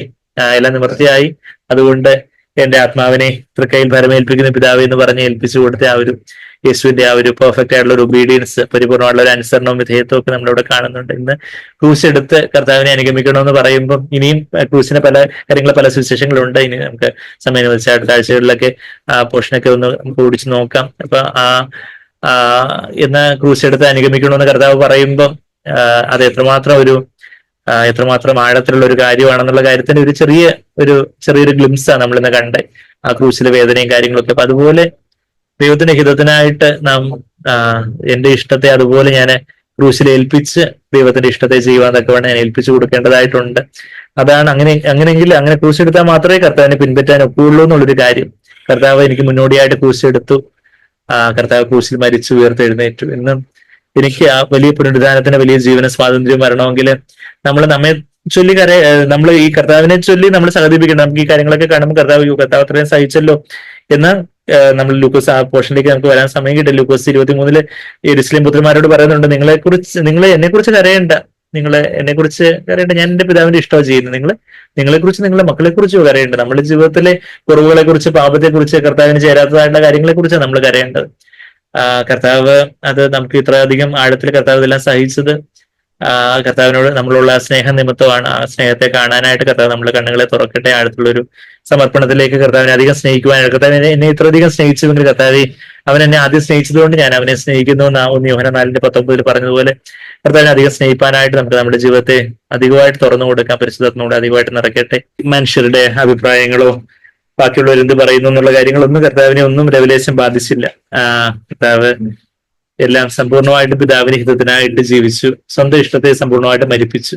നമ്മൾ 556-ാമത്തെ പാട്ടില് അത് നമ്മൾ പാടുന്ന രക്ഷാവേദന അപേക്ഷ, ഞാൻ നിന്നിൽ വസിക്കട്ടെ, സ്വസ്ഥതയും നിന്നുറപ്പും എന്നിൽ വളർത്തുക, നീ വാർത്തെടുക്കുക നിന്നെ അനുസരിപ്പാൻ, വാർത്തെടുക്കുക നിൻ സ്വരൂപത്തിൽ എന്നെ. കർത്താവ് യേശുവിനെ പോലെ അനുസരിക്കുവാനായിട്ട്, യേശു എങ്ങനെ അനുസരിച്ചു എന്നുള്ള കാര്യവും എല്ലാ കാര്യവും ആ ജീവിതത്തിന്റെ അവസാന നിമിഷം ക്രൂശിലെ കഠോരമായിട്ടുള്ള വേദനയുടെ നടുവിലും തിരുവെഴുത്ത് നിവൃത്തിയാകുമാറ് പിതാവിനെ തന്നെ ഏൽപ്പിച്ചു കൊടുത്ത കർത്താവിന്റെ അനുസരണം. അതുപോലെ കർത്താവെ വാർത്തെടുക്കാൻ, നിന്നെ അനുസരിപ്പാൻ, വാർത്തെടുക്കാൻ നിൻ സ്വരൂപത്തിൽ എന്നെ. നമ്മള് ഓരോ സ്റ്റാൻസ്, ഓരോ വരികൾ പാടുമ്പോഴും എല്ലാതെ അർത്ഥമാക്കിക്കൊണ്ട് കർത്താവ് ഞാൻ അങ്ങയുടെ സ്വസ്ഥതയോടെ ഉറപ്പോടെ കർത്താവ് ഞാൻ വസിക്കട്ടെ, എന്നില്ല നീ എന്നെ വളർത്തണം. യേശുവിനെ പോലെ, യേശു പോയ ആ പാതയിൽ പോലെ കർത്താവിനെ പോലെ ദിവസവും ക്രൂശിക്കപ്പെടുവാൻ, ദിവസവും പുനരുദ്ധാനത്തിന്റെ ജീവൻ. ആ ക്രൂശിക്കപ്പെടുമ്പോഴും കർത്താവ് പരിശുദ്ധാത്മാവിന്റെ നിറവില്, കർത്താവ് ആ അവസാനത്തെ 3 നാഴിക നേരം ഒഴിച്ച് ബാക്കി എല്ലാ നിമിഷങ്ങളും കർത്താവ് പരിശുദ്ധാത്മാവിന്റെ നിറവില് ആ 3 നാഴിക നേരം കർത്താവ് നമുക്കായിട്ട് പാപത്തിന്റെ ശിക്ഷയായിട്ടുള്ള നിത്യ നരകാഗ്നി അനുഭവിക്കുമായിരുന്നു. പിതാവിനാൽ കൈവിടപ്പെട്ട് നാം ബാക്കിയുള്ള എല്ലാ സമയവും പിതാവിനാൽ നിയന്ത്രിക്കപ്പെട്ട് പിതാവിന്റെ സന്നിധിയിലുള്ള ഒരു സന്തോഷം. ആ ക്രൂശിൽ വലിയ വേദനയുണ്ട്, ദേഹത്തിലും ദേഹിയിലും എല്ലാം വലിയ വേദനയുണ്ട്. എന്നാൽ ആത്മാവില് പിതാവിന്റെ സന്നിധിയിലുള്ള ഒരു സ്വസ്ഥതയോടെ, സന്തോഷത്തോടെ, നമുക്കത് മാനുഷികമായിട്ട് മനസ്സിലാക്കാൻ പറ്റാത്ത കാര്യം എന്നാൽ വലിയൊരു സ്വസ്ഥതയോടെ കർത്താവ് നമ്മൾ എബ്രായർ 2:9 വായിച്ചതുപോലെ ദൈവകൃപയാല് മരണത്തെ രുചിച്ച കർത്താവ്. അതുപോലെ അത് നമ്മുടെ ജീവിതത്തിലെ ചെറിയ ചെറിയ ഉറുമ്പുകടി പോലെയുള്ള സാഹചര്യങ്ങളേ ഉള്ളൂ. കർത്താവിന്റെ ഘോരമായിട്ടുള്ള ആ പീഡനങ്ങളും പ്രശ്നങ്ങളും ഒക്കെ നമ്മൾ ആലോചിച്ച ആ ദുഃഖപുത്രനായ വ്യസനപാത്രമായ കർത്താവിനെ നമ്മൾ നോക്കുമ്പോൾ നമ്മുടെ വേദനകളൊക്കെ വെറും ഉറുമ്പുകടിയാണ്. കർത്താവിന് അടിപ്പിണരികില് സൗഖ്യമായി എന്ന് പറയുമ്പം സൂര്യന്റെ വെളിച്ചത്തിൽ നക്ഷത്രങ്ങളില്ല, നക്ഷത്രങ്ങളെ കാണുന്നില്ലെന്ന് പറഞ്ഞതുപോലെ കർത്താവിന്റെ അടിപ്പിണരുകള് പുറം ഒഴിവുചാല പോലെ കീറപ്പെടുന്ന ആ അടിപ്പിണരുകളില് എന്റെ ചെറിയ വേദനകളും എന്റെ ചെറിയ നൊമ്പരങ്ങളും അതെല്ലാം അങ്ങ് മങ്ങി മറഞ്ഞു പോകും. യേശുവെ അങ്ങെപ്പോലെ അനുസരിപ്പാന് അവിടുത്തെ സ്വരൂപത്തിൽ എന്നെ വാർത്തെടുക്കണേ എന്നുള്ള കർത്താവിനെ വാർത്തെടുക്കണമെങ്കിൽ നമ്മള് ക്രൂസിലെ കാര്യങ്ങളൊക്കെ കേൾക്കുമ്പോൾ നമുക്ക് ഇമോഷണലായിട്ട് നമ്മൾ കേട്ടതുപോലെ ഇമോഷണലായിട്ട് സ്റ്റേർഡപ്പ് ആകാം. എന്ന നമ്മളുടെ വില്ല്, നമ്മളുടെ കർത്താവ് എന്റെ ഇഷ്ടം, കർത്താവ് ഇനി ഞാൻ എനിക്കല്ല അവിടത്തേക്കായിട്ട് ഞാൻ ജീവിക്കുന്നു എന്നുള്ളൊരു സമർപ്പണം നമ്മളുടെ ജീവിതത്തിൽ വരുന്നില്ലെങ്കിൽ നമ്മളുടെ ഇമോഷണലായിട്ട് സ്റ്റേർഡപ്പ് ആയിട്ട് നമ്മള് വൈകാരികമായിട്ട് കർത്താവ് ഇത്രയെല്ലാം സഹിച്ചല്ലോ എന്നുള്ളൊരു വൈകാരികമായ ഒരു ഉണർത്തൽ മാത്രമേ നമുക്കുള്ളൂ. എന്നാൽ നമ്മളുടെ ജീവിതത്തെ കർത്താവിനായിട്ട് അർത്ഥപൂർണമായിട്ട് നമ്മളിപ്പോ സമർപ്പിക്കുന്നില്ലെങ്കിൽ നമ്മൾ കേട്ടതെല്ലാം പാറപ്പുറത്ത് വീണ വിത്ത് പോലെ അത് നമുക്ക് വികാരങ്ങളെ ഉണർത്തി. എന്നാൽ പിന്നെ എതിർപ്പ് വരുമ്പോൾ, പ്രലോഭനങ്ങൾ വരുമ്പോൾ, പ്രതിസന്ധികൾ വരുമ്പോൾ ആഴത്തിലേക്ക് വേറൊന്നും പോയിട്ടില്ലെന്നുള്ള കാര്യം മനസ്സിലാവും. അതങ്ങനെ ആവാതിരിക്കട്ടെ. ആ പാറയെ കർത്താവ് നമ്മുടെ സ്വന്തം ഹിതമാകുന്ന പാറയെ കർത്താവിനെ വചനമാകുന്ന ചുറ്റിക വെച്ച് പിളർക്കുവാനിടയാകട്ടെ. കർത്താവിൽ നിന്ന് നമ്മൾ കേട്ട വചനങ്ങളെല്ലാം നമ്മളുടെ കർത്താവെ എന്റെ ഇഷ്ടം പോലെയല്ല അവിടുത്തെ ഇഷ്ടം പോലെ അവിടുത്തെ തിരുവഴുത്ത് എന്നിലും നിറവേറണം എന്നുള്ള ആ ഒരു പ്രാർത്ഥനയോടെ കർത്താവിനെ നമ്മെ തന്നെ ഏൽപ്പിച്ചുകൊണ്ട് നമുക്ക് പാടാം.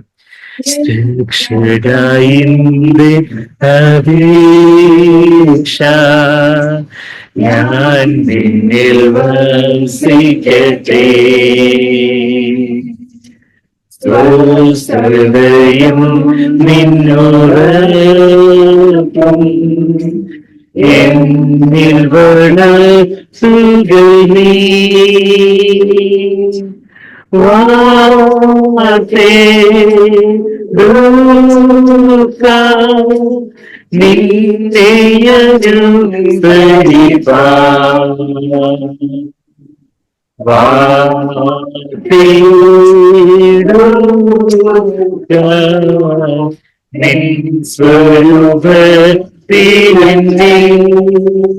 കുശവന്റെ കയ്യിൽ കളിമണ്ണ് ഏൽപ്പിക്കപ്പെട്ടാലേ കുശവൻ അത് വാർത്തെടുക്കാൻ പറ്റുള്ളൂ. ഞാൻ പാപത്തിന് ഇതെന്റെ ഉടമ്പടി എന്നൊക്കെ നമ്മുടെ കർത്താവിനോട് പറഞ്ഞു.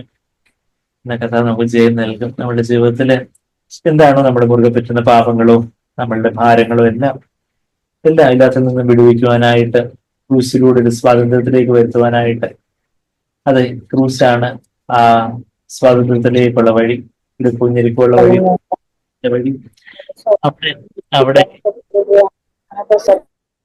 കർത്താവിന്റെ മുമ്പാകെ നമുക്ക് നമ്മെ തന്നെ താഴ്ത്തി ഏൽപ്പിക്കുക. യേശു കർത്താവ് പിതാവിന്റെ ഹിതത്തിനായിട്ട് ആ തിരുവഴുത്തുകൾ നിവർത്തിക്കപ്പെടുവാനായിട്ട് എത്ര പരിപൂർണനായിട്ട് കർത്താവ് പരിപൂർണമായിട്ടുള്ള ഒരു യാഗമായിട്ട് തന്നെ സമർപ്പിച്ചു കൊടുത്തു. കർത്താവിന്റെ ഇതെല്ലാം ബാക്കിയുള്ളവരെല്ലാം തന്നെ കുറിച്ച് പല കാര്യങ്ങളൊക്കെ പറയുകയും കളിയാക്കുകയും ചിരിക്കുകയും പരിഹസിക്കുകയും ഒക്കെ ചെയ്യുമ്പോഴൊക്കെ ഒരു അസ്വസ്ഥതയുടെ ലാഞ്ചനയോ ഒരു ചെറിയൊരു നീരസവോ ചെറിയൊരു കോപമോ ചെറിയൊരു കയ്പോ ഒന്നും ഇല്ലാതെ എങ്ങനെ ഒരു മനുഷ്യന് എന്നെപ്പോലെ ഒരു മനുഷ്യന്റെ ജഡത്തിൽ വന്നിട്ട് കർത്താവിന് എങ്ങനെ അങ്ങനെയൊക്കെ ചെയ്യാൻ സാധിച്ചു, അങ്ങനെ കർത്താവിന് പിതാവിന്റെ ഇഷ്ടത്തിൽ നിറവേറ്റുവാനായിട്ട് അപ്പോഴും പിതാവിൽ സന്തോഷിച്ചുകൊണ്ട് പിതാവിലെ സ്വസ്ഥതയോടെ പിതാവിലൊരു പരാതി കുറവൊന്നും ഇല്ലാതെ അങ്ങനെ തന്നെ നിഷ്കളങ്കനായിട്ട് നിത്യാത്മാവിനെ നിഷ്കളങ്കനായിട്ട് തന്നെ ഏൽപ്പിച്ചു കൊടുത്ത ആ യേശുവിന്റെ രക്തം ഇന്ന് നമ്മുടെ നിർജീവ പ്രവൃത്തികളെയൊക്കെ കഴുകട്ടെ.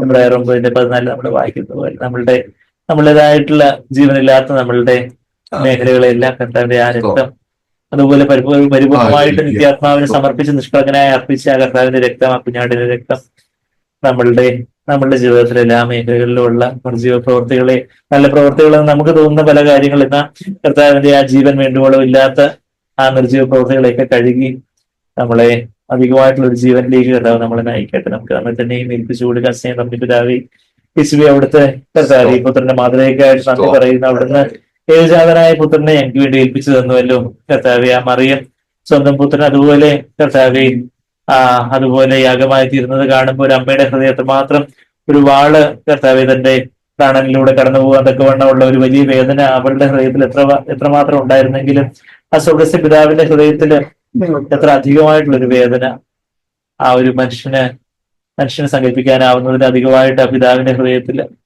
ആ സ്വന്തം പുത്രനെ, ഒരു തെറ്റും ചെയ്യാത്ത സ്വന്തം പുത്രനെ യാഗമായിട്ട് ഏൽപ്പിക്കുവാൻ തക്കവണ്ണം, അതും കർത്താവ് ദൈവത്തിന് അഗൻസ്റ്റ് ആയിട്ട്, ദൈവത്തിനെതിരായിട്ട് മത്സരിക്കുകയും, ദൈവത്തിനെതിരെ പാപം ചെയ്യുകയും, ദൈവത്തിന്റെ ശത്രുക്കളായിരിക്കെ, ബലഹീനരായിരിക്കെ, പാപികളായിരിക്കെ ഒക്കെ കർത്താവെ എന്നെ സ്നേഹിക്കുവാൻ തക്കവണ്ണം, കർത്താവെ എനിക്കായിട്ട് കർത്താവെ അവിടുന്ന് കർത്താവെ പിതാവെ ആ പുത്രനെ അങ്ങ് കർത്താവെ ഏൽപ്പിച്ചു കൊടുക്കുവാൻ തക്കവണ്ണം പിതാവിന് അത്രമാത്രം ആ ഒരു ഹൃദയത്തിലെ വേദന, പിതാവ് സ്വർഗത്തിലിരുന്ന് എത്ര എത്ര വേദനയോടെ കർത്താവെ ആ ക്രൂശിലെ ദൃശ്യം കണ്ടു.